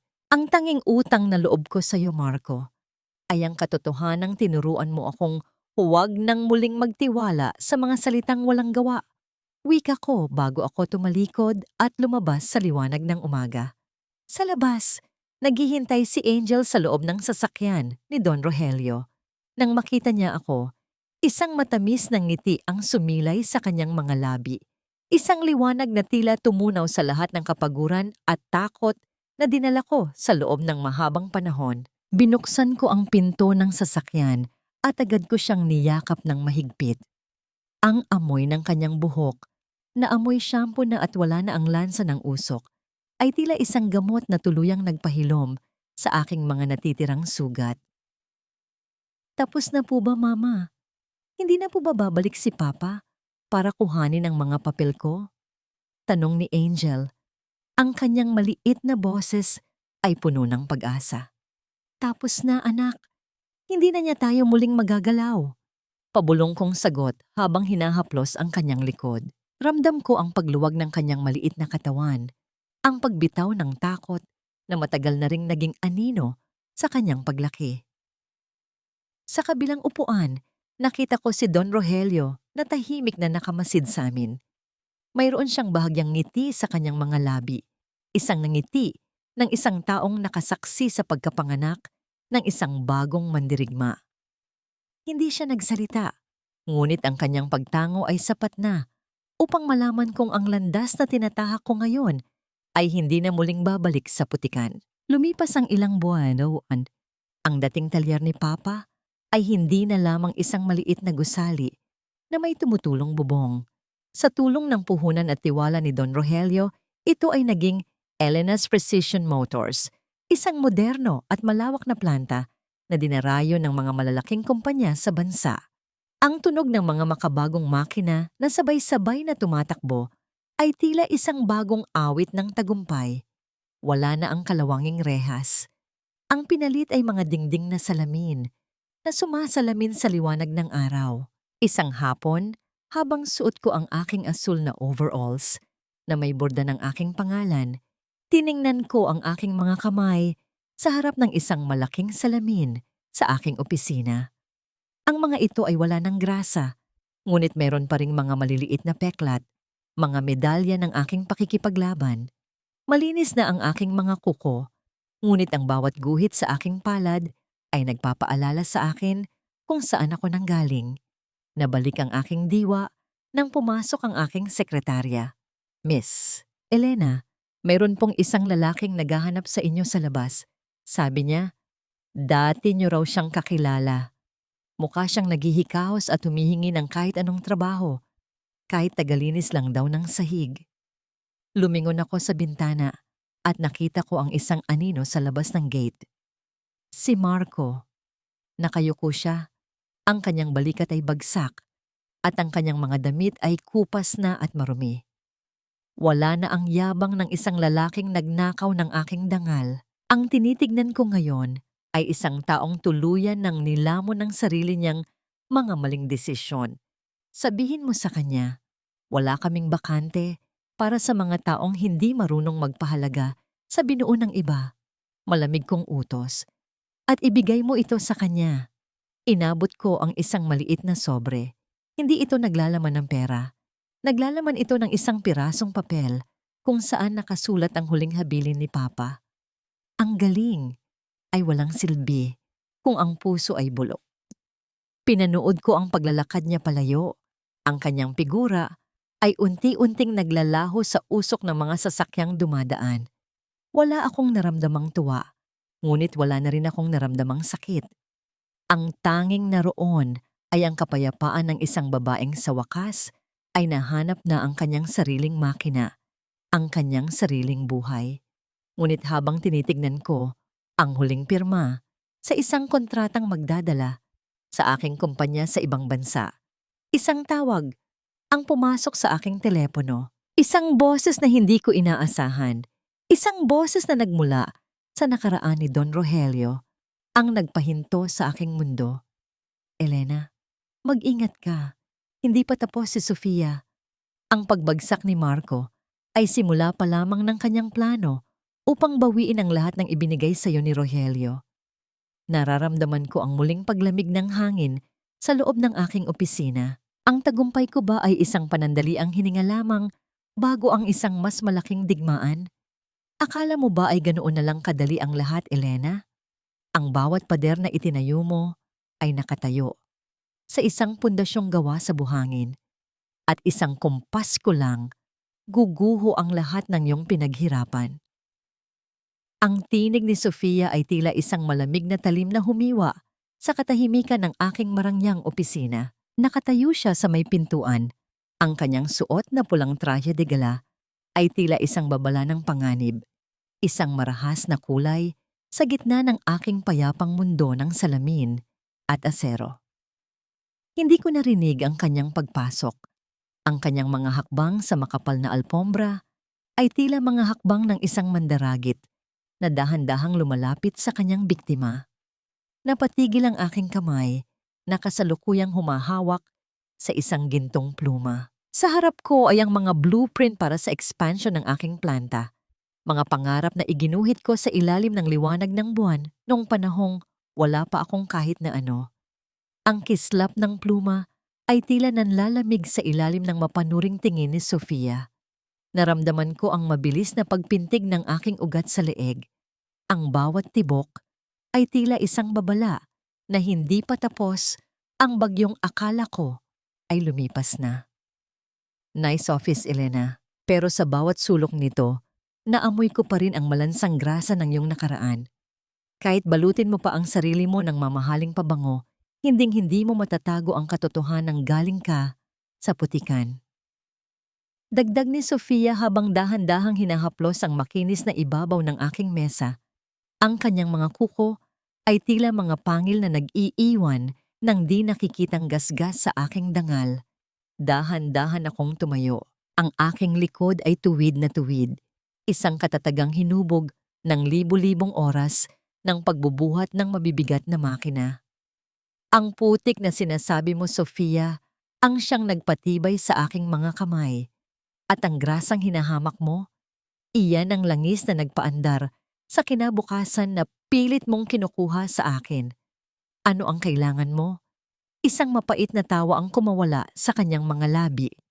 Isang tunog na walang kasing pait na humalo sa malamig na hangin ng aircon. Naglabas siya ng isang folder na kulay asul, ang kulay ng mga dokumento ng bangko. Don Rogelio is a smart man, Elena. Pero mas matalino ang pamilya ko. Ang lupang kinatatayuan ng plantang ito ay bahagi ng isang lumang utang ni Rogelio sa aking ama. Isang utang na nakalimutan na ng panahon, ngunit hindi ng batas. I have the power to foreclose this entire block. Bukas, hindi na ito Elena's Precision Motors. Ito ay magiging isa na lamang parking lot para sa aking mga mall. Wika niya, ang bawat salita ay tila isang mabigat na tipak ng semento na bumabagsak sa aking dibdib. Naramdaman ko ang panghihina ng aking mga daliri. Ang gintong pluma ay dahan-dahang dumulas mula sa aking kamay at bumagsak sa alpombra nang walang ingay, ngunit sa loob ng aking puso, ang tunog ng pagbagsak na yon ay mas malakas pa sa anumang pagsabog. Tumingin ako sa bintana, kung saan tanaw ko ang aking mga tauhan na masayang nagtatrabaho, ang mga pamilyang umaasa sa bawat tornilyong hinihigpitan nila. Lahat ba ito ay mawawala dahil lamang sa isang anino ng nakaraan? Tumingin ako sa litrato ni Papa na nasa ibabaw ng aking mesa. Ang kanyang mga mata ay tila nagtatanong sa akin, "Susuko ka na ba, anak? Hahayaan mo bang ang mga kamay na bumuo ay maging mga kamay na lamang natatanggap ng pagkatalo?" "Hindi mo ito magagawa," pabulong kong sabi. Ang aking boses ay nanginginig sa pagitan ng takot at naglalayab na galit. "Watch me, Elena. At dahil mabait ako, bibigyan kita ng isang choice. Give me the patent for your fuel-efficient engine at hahayaan kitang manatili rito bilang isang janitress, siguro? Para naman manatili ka sa amoy na nakasanayan mo." Uyam niya bago siya tumalikod at naglakad patungo sa pinto. Naiwan akong nakatayo sa gitna ng aking kaharian na unti-unti nang naglalaho ang ningning. Ang bawat paghinga ko ay tila may kasamang alikabok ng kabiguan. Nararamdaman ko ang panunuyo ng aking lalamunan. Ang bawat lunok ay tila may kasamang bubog ng katotohanan. Kinuha ko ang aking telepono upang tawagan si Don Rogelio. Ngunit bago ko pa maipindot ang numero, isang mensahe ang pumasok mula sa isang hindi kilalang tao. Isang litrato ni Angel na kasalukuyang naglalaro sa parke at sa likod niya ay isang pamilyar na anino ng isang lalaking may hawak na gunting, si Marco. Hanggang kailan ako kailangang magbayad para sa isang utang na hindi ko kailanman ginawa? At sino ang tunay na kalaban sa larong ito? Ang babaeng gustong kumuha ng aking yaman o ang lalaking handang pumatay ng sariling pangarap para lamang sa higanti? Sa gitna ng aking tagumpay, bakit tila mas malalim ang bangin na aking kinatatayuan ngayon? Ang bawat hibla ng aking kalamnan ay nangatal sa lamig na hindi nanggagaling sa aircon ng opisina, kundi sa kailaliman ng aking kaluluwa. Ang cellphone sa aking palad ay tila naging isang nagbabagang bakal na gustong sunugin ang aking balat. Ang litrato ni Angel, ang aking munting anghel, na walang kamalay-malay sa panganib habang hinahabol ang isang makulay na paru-paro sa parke, ay tila isang hatol ng kamatayan. At sa gilid ng litrato, ang malabong anino ni Marco na may hawak na gunting, tila isang demonyong naghihintay ng tamang sandali upang gupitin ang mga pakpak ng aking anak. Hindi, hindi maaari ito. Pabulong kong sambit. Ang aking boses ay tila isang tuyot na dahon na tinangay ng hangin. Mabilis akong tumakbo palabas ng opisina. Hindi ko na pinansin ang pagtawag ng aking sekretarya o ang mga nagtatakang tingin ng aking mga empleyado. Ang tunog ng aking mga sapatos sa makinis na sahig ay tila mabilis na tibok ng isang pusong naghihingalo. Sa bawat hakbang ko, nararamdaman ko ang panunuyo ng aking lalamunan at ang pait ng bawat paghinga. Ang sikat ng araw sa labas ay tila nanunokso, napakaliwanag para sa kadilimang bumabalot sa akin. Pinaandar ko ang aking sasakyan ng may panginginig. Ang ugong ng makina na dati ay nagbibigay sa akin ng katiwasayan ay tila isang hiyaw na ngayon ng desperasyon. Sa bawat pagpihit ko ng manibela, ang mga alaala ni Papa ay muling bumabalik. Naalala ko ang kanyang huling gabi, ang gabing sinabi ni Marco na inatake siya sa puso habang mag-isa sa talyer.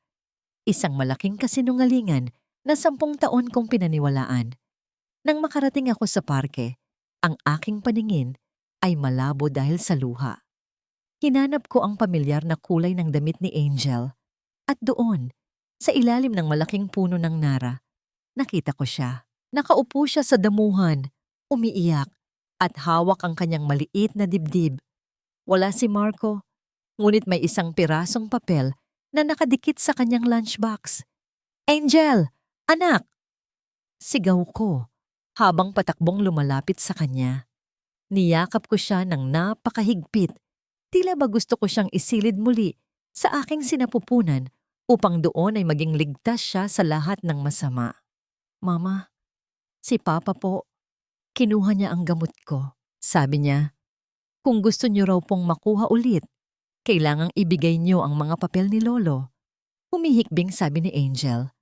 Ang kanyang paghinga ay mababaw at mahirap. Ang bawat hininga ay tila isang pakikipagbuno sa hangin. Naramdaman ko ang isang matinding galit na bumangon sa aking dibdib. Isang galit na mas mainit pa sa anumang apoy ng welding machine. Kinuha ko ang papel na iniwan ni Marco. Hindi ito sulat kamay lamang.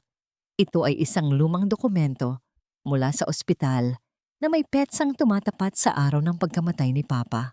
Binasa ko ang nakasulat at tila tumigil ang pag-ikot ng mundo. Ang dokumento ay isang toxicology report na hindi kailanman nakarating sa akin. Ang aking ama ay hindi namatay dahil lamang sa panghihina ng puso. Mayroong labis na dosis ng isang uri ng pampatulog sa kanyang katawan. Isang gamot na laging iniinom ni Marco noon para sa kanyang insomnia. "Hayop ka, Marco?" Ang aking bulong ay puno ng pait at paniningil. Hindi lang niya ako ninakawan ng dangal. Pinatay niya ang tanging taong nagmahal sa akin ng tunay upang makuha ang talyer at ang mga patent ng mga makina nito. Nabalik lamang ang aking diwa nang marinig ko ang mahinang pag-ubo ni Angel. Kailangan niyang madala sa ospital, ngunit ang susunod na pahina ng dokumento ay mas nakakanginig ng laman. Isang pirmadong kasunduan sa pagitan ni Marco at ng tatay ni Sofia. Maraming taon na ang nakalilipas. Ang pagpapakasal ni Marco sa akin ay hindi isang aksidente. Ito ay isang misyon upang makuha ang lawa. Ang lihim na formula ng fuel injection ni Papa para sa kumpanya ng mga Valderrama. Sa madaling salita, ang buong 10 taon ng aking buhay ay isang malaking dula-dulaan. Ang bawat halik, bawat pangako, at bawat sakripisyo ko ay bahagi ng kanilang plano. Isang marangyang sasakyan ang dahan-dahang huminto sa tapat namin. Bumukas ang pinto at lumabas si Sofia. May dalang isang maliit na inhaler, ang gamot ni Angel. Isang mapaglarong ngam ng ngiti ang nasa kanyang mga labi habang pinagmamasdan ang aming paghihirap. Looks tulad ng nalaman mo na ang katotohanan, Elena. Sad, di ba? You were just a pawn in a very long game. Uyam ni Sofia habang iwinawagayway ang inhaler. Now, give me the digital key to your new engine's blueprint at ibibigay ko ito sa anak mo. Huwag mo nang hintaying tumigil ang pagtibok ng puso niya, gaya ng nangyari sa tatay mo. Naramdaman ko ang panlalamig ng aking mga kamay. Ang aking anak ay nahihirapan na sa aking bisig habang ang babaeng nasa harap ko ay tila walang kaluluwang nagpapasasa sa aming sakit. Tumingin ako sa paligid at nakita ko ang isang pamilyar na figura sa malayo, nakatago sa likod ng mga puno. Si Marco na tila nag-aalinlangan sa kanyang ginagawa. Elena, pumili ka. Ang nakaraan ba ng tatay mo o ang kinabukasan ng anak mo? Sigaw ni Sofia. Sa sandaling iyon, isang lihim na hindi alam ni Sofia ang biglang pumasok sa aking isipan. Isang bagay na tanging yung isang tunay na mekaniko lamang ang nakakaalam tungkol sa blueprint na hinahanap nila. Ang engine na yun ay mayroong self-destruct mechanism kung hindi ilalagay ang tamang code sa loob ng bawat 3 oras. Handa na ba akong isakripisyo ang aking pinaghirapang kumpanya upang iligtas ang aking anak? O mayroon pa akong isang alas na hindi nila inaasahan? Ngunit bago pa ako makasagot, biglang bumagsak si Angel sa aking mga braso, nawalan ng malay habang ang tunog ng papalapit na ambulansya ay tila isang huling hininga ng pag-asa na papalayo sa amin. Ayaw mo pa ring ibigay? Mas mahalaga ba ang bakal at langis kaysa sa huling hininga ng sarili mong anak, Elena? Ang boses ni Sofia ay tila isang matalas na karayom na paulit-ulit na tumutusok sa aking pandinig habang ang malamig na katawan ni Angel ay nakasandal sa aking dibdib. Ang bawat segundo ng katahimikan ay tila isang dambuhalang bigat na dumadagan sa aking puso. Nararamdaman ko ang unti-unting pagkawala ng init sa mga kamay ng aking anak. Ang kanyang mga daliri na kanina ay nakakapit sa aking blusa ay dahan-dahan nang bumibitaw. Ang papalapit na hiyaw ng sirena ng ambulansya mula sa malayo ay tila isang malungkot na panaghoy na nagbabadya ng pamamaalam. Tumingin ako kay Sofia. Ang kanyang muka ay manhid sa anumang awa. Ang tanging ningning sa kanyang mga mata ay ang kasakiman para sa blueprint na magliligtas sa kanyang bumabagsak na kumpanya. Sa kabilang dako, nakita ko si Marco na lumabas mula sa likod ng mga puno. Ang kanyang muka ay punong-puno ng takot at pag-aalinlangan. Ang mga kamay niya ay nanginginig habang nakatingin sa walang malay na si Angel. Ito ang lalaking pumatay sa aking ama. Ang lalaking pumatay sa bawat pangarap na itinanim ko sa loob ng 10 taon. Heto, kunin mo na lahat. Kunin mo ang kumpanya, ang patent, ang lahat ng pinaghirapan ko. Ibigay mo lang ang gamot ng anak ko. Ang aking hiyaw ay napaos dahil sa tindi ng sakit at desperasyon. Inabot ko ang isang maliit na silver na drive mula sa aking bulsa, ang digital key na naglalaman ng lahat ng aking talino at sakripisyo. Mabilis na kinuha ni Sofia ang drive. Ang kanyang mga mata ay nanlilisik sa tagumpay. Inihagis niya ang inhaler sa damuhan na tila ba ito ay isang pirasong basura lamang bago siya mabilis na sumakay sa kanyang sasakyan at humarurot paalis. Iniiwan ang usok na tila isang huling pang-uuyam sa aming paghihirap. Mabilis kong kinuha ang inhaler at ipinasok ang gamot sa bibig ni Angel. Anak, please, huminga ka. Huwag mong iwan si Mama. Pabulong kong panalangin habang ang aking mga luha ay pumapatak sa kanyang maputlang pisngi. Naramdaman ko ang isang mahinang pag-ubo, isang maliit na senyales ng buhay na tila isang himala sa gitna ng aking pagkagunaw. Sa sandaling iyon, lumapit si Marco. Sinubukan niyang hawakan ang balikat ko, ngunit mabilis akong umiwas. Ang aking tingin ay puno ng puot na mas matalas pa sa anumang kagamitang bakal. Elena, hindi ko ginusto ang lahat ng ito. Si Sofia, siya ang nag-utos na dagdagan ang gamot ng tatay mo. Natatakot lang ako. Ang kanyang boses ay tila isang mahinang bulong ng isang talunan. Huwag mong banggitin ang pangalan ni Papa gamit ang madumi mong bibig, Marco. Ang bawat sandali na kasama kita ay isang kasinungalingan. Pinatay mo ang taong nagbigay sa iyo ng tahanan. Matatag kong sabi, habang ang aking mga mata ay nakatitig sa kanya nang walang bahid ng takot. Ang akala ni Sofia ay nakuha na niya ang lahat. Pero nakalimutan niyo na ako ang anak ng taong niloko niyo. Ang drive na yon ay merong virus na sisira sa lahat ng server ng Valderrama Motors sa loob ng isang oras. Nanlaki ang mga mata ni Marco. Ang kanyang muka ay namutla. Tila ba ang lahat ng kanyang tinataguan ay biglang gumuho sa kanyang paanan. Sa sandaling iyon, ang ambulansya ay huminto sa tapat namin. Ang mabilis na pagbukas ng mga pinto at ang pagtakbo ng mga paramedic patungo sa amin ay tila isang eksena mula sa isang panaginip. Isinakay nila si Angel sa stretcher. Ang tunog ng pag-ikot ng mga gulong sa semento ay tila isang mabilis na ritmo ng pag-asa. Sasama ako! Sigaw ko habang sumasakay sa ambulansya. Bago sumara ang pinto, tiningnan ko si Marco sa huling pagkakataon. Nakatayo siya roon, mag-isa sa gitna ng malawak na parke, habang ang mga ilaw ng pulis ay nagsisimulang sumilip mula sa kabilang kanto. Ang abogado ni Don Rogelio ay dumating na rin. Bit-bit ang toxicology report na magiging mitya ng habambuhay na pagkakakulong ni Marco. Habang tumatakbo ang ambulansya, hawak ko ang kamay ni Angel. Ang bawat tunog ng monitor na nagpapakita ng kanyang pagtibok ng puso ay tila isang kumpas ng tagumpay. Nawala man ang aking kumpanya sa loob ng isang oras, nailigtas ko naman ang tanging bagay na tunay na mahalaga. Ngunit habang tinitingnan ko ang labas ng bintana, nakita ko ang isang malaking pagsabog ng usok mula sa direksyon ng kumpanya ni Sofia. Ang virus ay nagsimula na. Ang bawat dokumento, bawat pera, at bawat ilegal na transaksyon nila ay unti-unti nang nabubura sa mundo. Isang mensahe ang pumasok sa aking telepono mula kay Don Rogelio. Handa na ang bagong planta, Elena.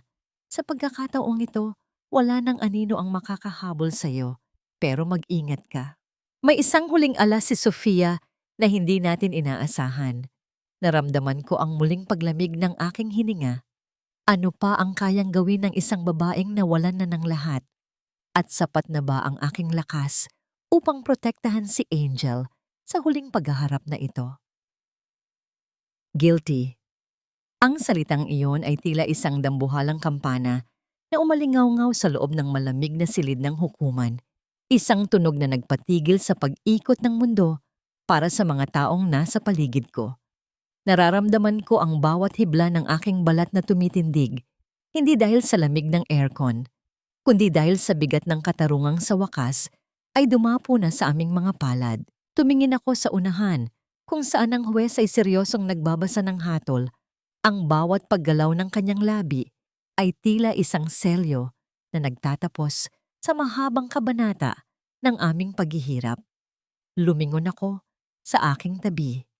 Nakaupo si Marco. Ang kanyang mga kamay ay nakaposas Ang kanyang dating magarang hitsura ay wala na. Ang kanyang balat ay tila naging kulay abo. Ang kanyang mga mata ay nakatitig sa sahig na tila ba doon niya gustong lamunin ng lupa ang kanyang kahihiyan. Wala na ang lalaking mayabang na humahamak sa aking pagkatao. Ang nasa harap ko ngayon ay isang anino na lamang ng kasalanan. Ang toxicology report na hawak ng aking abogado ay naging isang matalim na espada na humiwa sa bawat kasinungalingang itinahi niya sa loob ng 10 taon. Hustisya, Papa, para sa iyo ito. Pabulong kong sambit habang hinahawakan ko ang maliit na laket na may larawan ng aking ama. Naramdaman ko ang isang mainit na agos ng luha na gumuguhit sa aking mga pisngi. Ngunit sa pagkakataong ito, hindi ito luha ng sakit. Ito ang luha ng paglaya. Ang bawat patak ay tila naghuhugas sa mga latay ng nakaraan na matagal na nabaon sa aking puso. Sa kabilang bahagi ng silid, nakita ko si Sofia. Ang kanyang mukha ay punong-puno ng puot. Ang kanyang mga kuko ay nakabaon sa kanyang mamahaling bag habang pinapanood ang pagguho ng kanyang imperyo. Ang virus na ipinasok ko sa kanilang sistema ay hindi lamang sumira sa kanilang mga files. Inilabas nito ang lahat ng ilegal na transaksyon ng Valderrama Motors na nagdugtong sa kanila sa pagkamatay ng aking ama. Ang bawat bilyong ninakaw nila ay unti-unti nang binabawi ng batas at ang bawat pader ng kanilang kumpanya ay tila nagkakaroon na ng mga lamat na hindi na kailanman maaayos. Pagkatapos ng pagdinig, habang naglalakad ako sa labas ng hukuman, sinalubong ako ng sikat ng araw. Ang liwanag nito ay tila isang mainit na yakap na nagsasabing tapos na ang gabi. Huminto ako sa tapat ng mga hagdanan, nilalanghap ang sariwang hangin na wala ng amoy ng panis na langis o takot. Elena. Isang boses ang tumawag sa akin mula sa likuran. Paglingon ko, nakita ko si Sofia na mabilis na naglalakad patungo sa akin. Ang kanyang mga tauhan ay wala na sa kanyang tabi. Ang kanyang buhok ay gulo-gulo at ang kanyang mga mata ay nagniningning sa desperasyon at galit. Akala mo ba? Panalo ka na. Nawala man ang kumpanya ko. Sisiguraduhin kong wala ka ring matitirang kahit ano. Ang kanyang boses ay naging paos, tila isang hayop na nasusukol. Ang patent na ginagamit mo ngayon, ang disenyo ng makina na yon, alam mo ba kung saan talaga galing yan? Hindi yan galing sa tatay mo, Elena. Ninakaw lang din yan ng tatay mo mula sa pamilya ko bago siya namatay. Napatigil ako. Ang bawat salita niya ay tila isang malamig na tubig na ibinuhos sa aking pagkatao. Tumingin ako sa kanya ng may halong pagdududa, ngunit ang ningning sa kanyang mga mata ay tila nagsasabing meron pa siyang huling alas na itinatago. Anong ibig mong sabihin? Tanong ko. Ang aking boses ay matatag, ngunit ang aking puso ay nagsisimula na namang kabahan. Mayroon akong orihinal na blueprint na may lagda ng lolo ko. May petsang mas maaga kaysa sa kahit anong papeles na hawak mo.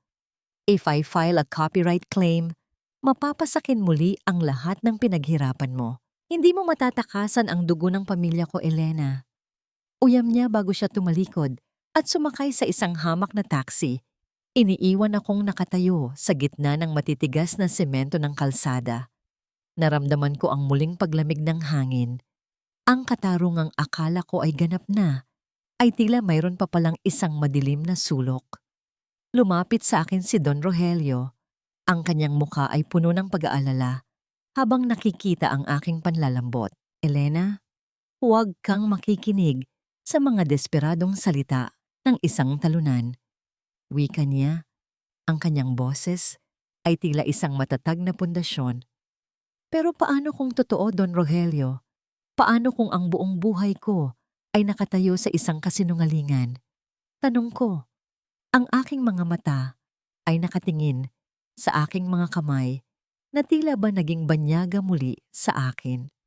Ang katotohanan ay hindi matatagpuan sa isang pirasong papel, kundi sa kung paano mo ito pinagyaman. Tugon niya, Pero may isang bagay kang kailangang malaman tungkol sa tatay mo bago tayo magpatuloy. Mayroon siyang isang lihim na vault sa loob ng inyong lumang bahay. Isang vault na tanging ang pinakatapat na puso lamang ang makakabukas. Isang bagong katanungan ang nabuo sa aking isipan. Ang katarungan ba ay simula lamang ng isang mas malalim na pagtuklas sa aking pagkatao? O mayroon pang isang lihim si Papa na hindi ko pa handang malaman? Habang papalubog ang araw, tinitigan ko ang aking anino sa semento. Ang bawat hakbang ko pabalik sa aming lumang talyer ay tila isang paglalakbay patungo sa isang katotohanang maaaring magbago sa lahat ng bagay na alam ko. Nakatayo ako sa gitna ng aming lumang talyer kung saan ang bawat sulok ay tila bumubulong ng mga alaala ng aking pagkabata. Ang sikat ng hapon ay tumatagos sa mga siwang ng bubong, nagpipinta ng mga guhit ng liwanag sa gitna ng alikabok at kalawang. Dito ako nagsimula, isang batang babaeng may maruming mukha at pangarap na kasing tigas ng bakal. Ngayon, bitbit ang babala ni Sofia, tila ba ang bawat pader na ito ay naging saksi sa isang lihim na matagal nang ikinubli ni Papa. Dinala ko ang aking sarili sa pinakasulok ng gusali. Sa ilalim ng dambuhalang workbench na gawa sa matigas na nara, naririnig ko ang marahang pagaspas ng mga pakpak ng ibon sa labas, sinasabayan ang mabilis na tibok ng aking puso. Ayon kay Don Rogelio, mayroon ditong isang lihim na vault. Gamit ang aking mga daliri, kinapa ko ang mga ukit sa kahoy, hinahanap ang isang bagay na hindi dapat naroon. At doon, sa likod ng isang makapal na layer ng grasa at dumi, naramdaman ko ang malamig na metal ng isang lihim na lever. Narinig ko ang marahang pag-atras ng mga mekanismo sa loob ng dingding. Isang tunog ng pagkakabit ng mga bakal na tila ba ang bahay mismo ay humihinga. Isang maliit na bahagi ng sahig ang dahan-dahang umangat. Inilalantad ang isang lumang kahon na gawa sa asero. Sa loob nito ay hindi ginto o pera ang tumambad sa akin. Ito ay isang makapal na talaarawan at mga orihinal na blueprints na may selyo ng gobyerno. Mga dokumentong may petsang mas maaga pa sa sinasabi ni Sofia. Binasa ko ang huling sulat ni Papa. Elena, anak, kung binabasa mo ito, ibig sabihin ay dumating na ang araw na kailangan mong ipaglaban ang ating dangal. Ang pamilya Valderrama ay hindi mga inventor. Sila ay mga magnanakaw na ginamit ang aking kahirapan upang itayo ang kanilang imperyo. Ang makinang ito ay aking nilikha para sa'yo upang hinding-hindi ka maging alipin ng kahit sino. Kasama ng sulat ay ang isang patent transfer na pirmado mismo ng lolo ni Sofia na nagpapatunay na binili ni Papa ang lahat ng karapatan sa disenyo gamit ang huling sentimo ng kanyang mana. Ang buong paratang ni Sofia ay isang malaking kasinungalingan, isang desperadong pagtatangka na baligtarin ang kasaysayan. Nabalik ang aking diwa nang marinig ko ang paghinto ng isang sasakyan sa labas. Paglabas ko, sinalubong ako ng mga opisyal ng korte at si Sofia na may hawak na cease and desist order. Ang kanyang mukha ay puno ng mapang-uyam na tagumpay. Give it up, Elena. This land, the company, the engine, everything belongs to the Valderramas now. You're just a thief, just like your father. Uyam niya, ang kanyang boses, ay tila isang matalim na kumpas sa hangin. Ngunit hindi ako natinag. Iniabot ko sa kanyang abogado ang mga dokumentong nahanap ko. Basahin niyo ito ng mabuti. Ang dokumentong ito ay hindi lamang nagpapatunay na sa akin ang patent. Nagpapatunay din ito na ang pamilya niyo ay may utang na bilyon-bilyong royalty sa tatay ko sa loob ng 30 taon. Nakita ko ang unti-unting pagpawi ng kulay sa mukha ni Sofia. Ang kanyang mapagmataas na tindig ay dahan-dahang gumuho habang binabasa ng kanyang abogado ang katotohanan. Ang bawat salita sa papel ay tila mga dagok na nagpabagsak sa kanya. Wala na ang kislap ng kanyang mga alahas. Ang tanging naroon ay ang anino ng isang babaeng nawalan na ng lahat. Hindi, hindi ito maaari. Sigaw ni Sofia. Ang kanyang boses ay naging isang mahinang pag-ungol ng isang taong nalulunod sa sarili niyang mga pagkakamali. Marco was supposed to take everything from you. He failed me. Hindi siya nabigo sa'yo, Sofia. Nabigo kayong dalawa dahil itinayo niyo ang inyong buhay sa sakit ng iba. Matatag kong sabi habang pinapanood ko ang pagdating ng mga pulis. Sa pagkakataong ito, sila ay nandito para sa kanya, para sa mga kasong pandaraya, pangingikil, at pakikipagsabwatan sa krimen ni Marco. Habang isinasakay si Sofia sa sasakyan ng pulis, tiningnan ko ang langit. Ang araw ay unti-unti nang lumulubog, nagbibigay ng isang ginintuang liwanag sa buong talyer. Ang bawat patak ng pawis, bawat mantsa ng grasa, at bawat gabing puno ng luha ay nagkaroon na ng saysay. Lumipas ang mga taon. Nakatayo ako ngayon sa harap ng isang dambuhalang gusali sa sentro ng lungsod. Ang nakasulat sa itaas ay hindi na lamang Elena's Precision Motors. Ito ay Rogelio Elena Global Technologies. Kami na ang nangungunang kumpanya sa buong Asya na nagbibigay ng malinis na enerhiya para sa transportasyon. Lumapit sa akin si Angel, na ngayon ay isang dalagita na at punong-puno ng sigla. Suot niya ang isang puting laboratory coat. Ang kanyang mga mata ay nagniningning sa talino at pangarap. Mama, handa na po ang bagong prototype. We did it. Niyakap ko siya ng mahigpit. Nararamdaman ko ang bawat tibok ng kanyang malakas at malusog na puso. Sa aming tabi, si Don Rogelio, na ngayon ay tila isang lolo na sa amin, ay nakangiti habang nakatingin sa malayo. Nakikita mo ba yon, Papa? Pabulong kong sabi sa hangin. Ang mga kamay na hinamak nila, ngayon ang siyang nagpapaandar sa buong mundo. Wala na si Marco. Balita ko ay nabubulok na siya sa bilangguan, mag-isa, at walang kahit na anong alaala ng pagmamahal. Wala na si Sofia, ang kanyang pamilya ay tuluyan ng naglaho sa limot. Ang tanging natira ay ang liwanag.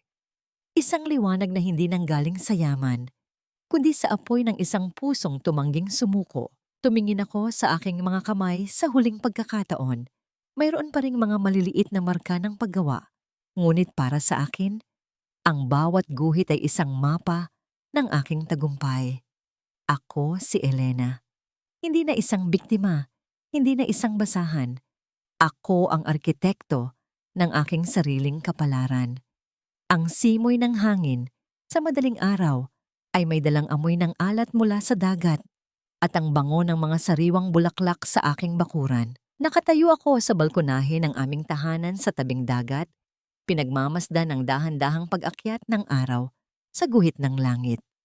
Ang bawat kulay ng kahel at ginto na naglalaro sa ibabaw ng tubig ay tila isang paalala na ang bawat gabi, gaano man ito kadilim at kasing lamig ng bakal, ay laging may katapat na umagang puno ng pag-asa. Itinaas ko ang aking mga kamay sa harap ng aking mukha. Sa ilalim ng malinaw na liwanag, ang aking mga palad ay malinis na. Wala na ang mga itim na mantsa ng langis na tila ba ayaw ng mabura noon. Wala na ang hapdi ng mga bagong sugat mula sa pagkakumpuni ng mga sirang makina sa gitna ng ulan.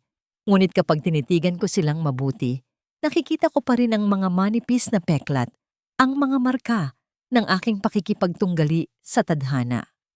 Ang mga ito ay hindi na mga bakas ng kahihiyan. Ang mga ito ay mga gintong ukit ng aking tagumpay, mga dekorasyon ng isang ina na tumangging magpalupig sa hirap. Mama, gising na po pala kayo. Naramdaman ko ang isang mainit na yakap mula sa aking likuran. Si Angel. Ang kanyang tinig ay tila isang malambing na musika na nagpapakalma sa bawat natitirang kaba sa aking dibdib. Humarap ako sa kanya at hinaplos ang kanyang buhok. Wala na ang maputlang mukha at ang mahirap na paghinga na dati ay nagpapaluha sa akin gabi-gabi. Ang nasa harap ko ngayon ay isang dalagang puno ng buhay. Ang kanyang mga mata ay nagniningning sa talino at pag-asa para sa kinabukasan. Iniisip ko lang kung gaano tayo kapalad, anak. Pabulong kong sagot habang sabay kaming nakatingin sa malawak na dagat. Hindi lang po ito swerte, Mama. Ito po ay dahil sa inyo. Dahil hindi kayo sumuko. Kahit noong ang tanging hawak nyo lang ay isang lumang wrench at ang pananalig sa Diyos. Wika ni Angel, ang kanyang boses ay puno ng paghanga na nagbibigay sa akin ng higit na kaligayahan kaysa sa anumang bilyong piso sa aking bank account. Sa loob ng maraming taon, inakala ko na ang tagumpay ay ang paghihiganti. Inakala ko na ang kaligayahan ay ang makita ang aking mga kaaway na nagdurusa. Ngunit habang nakatayo ako rito, naramdaman ko ang isang malalim na kapayapaan. Si Marco ay isang anino na lamang sa madilim na silid ng bilangguan. Mag-isip sa kanyang mga maling desisyon hanggang sa kanyang huling hininga. Si Sofia ay tuluyan ng nilimot ng mundong dati ay naging palaruan niya. Ang kanilang pagbagsak ay hindi ang nagbigay sa akin ng liwanag. Ang nagbigay sa akin ng liwanag ay ang pagtanggap na ang aking halaga ay hindi kailanman nakadepende sa pagmamahal ng isang lalaking hindi marunong kumilala sa tunay na kayamanan. Isang puting sasakyan ang dahan-dahang pumasok sa aming driveway. Lumabas doon si Don Rogelio. Ang kanyang hakbang ay mabagal na dahil sa edad, ngunit ang kanyang muka ay kasing aliwalas ng umaga. Hawak niya ang isang maliit na kahon, ang unang prototype ng bagong eco engine na kami ni Angel ang nagdisenyo. Elena, handa na ang buong mundo para sa susunod nating proyekto, wika niya habang nakangiti. Pero bago ang lahat, may gusto akong ibigay sa iyo. Binuksan niya ang kahon. Sa loob nito ay ang orihinal na lumang crench ni Papa, ang mismong ginamit ko noong gabing inayos ko ang sasakyan ni Don Rogelio sa gitna ng baha. Pinunasan ito at nilagyan ng isang gintong plaque na may nakasulat. Ang mga kamay na may grasa ang siyang nagpapatakbo sa mundo. Naramdaman ko ang muling pag-init ng aking mga mata. Hindi ito dahil sa sakit, kundi dahil sa labis na pasasalamat. Tumingin ako sa langit, tila ba nakikita ko ang nakangiting mukha ni Papa sa gitna ng mga ulap. Ang talyer na dati ay dampa ng kahirapan ay naging pundasyon ng isang imperyo na naglalayong tumulong sa kalikasan at sa mga taong nangangailangan. Nahanap ko na ang aking tunay na tahanan, hindi sa isang gusali, hindi sa isang titulo, kundi sa loob ng aking sarili. Ako si Elena, isang mekaniko, isang ina, isang negosyante, at higit sa lahat, isang babaeng malaya. Ang grasa sa aking nakaraan ay hindi dumi. Ito ay ang langis na nagpahilom sa aking mga pakpak upang ako ay muling makalipad. Habang naglalakad kami patungo sa hapagkainan para sa aming agahan, naririnig ko ang marahang paghampas ng alon sa pampang, ang huni ng mga ibon, at ang masayang tawanan ni Angel. Ang bawat tunog ay tila isang pangako na ang bawat pagkumpuni na ginawa ko sa aking buhay ay nagbunga ng isang makinang hindi na kailanman masisira, ang aking sariling kaligayahan. Sa wakas, ang liwanag na dati ay nasa ilalim lamang ng grasa ay naging isang maningning na araw na hindi na kailanman lulubog.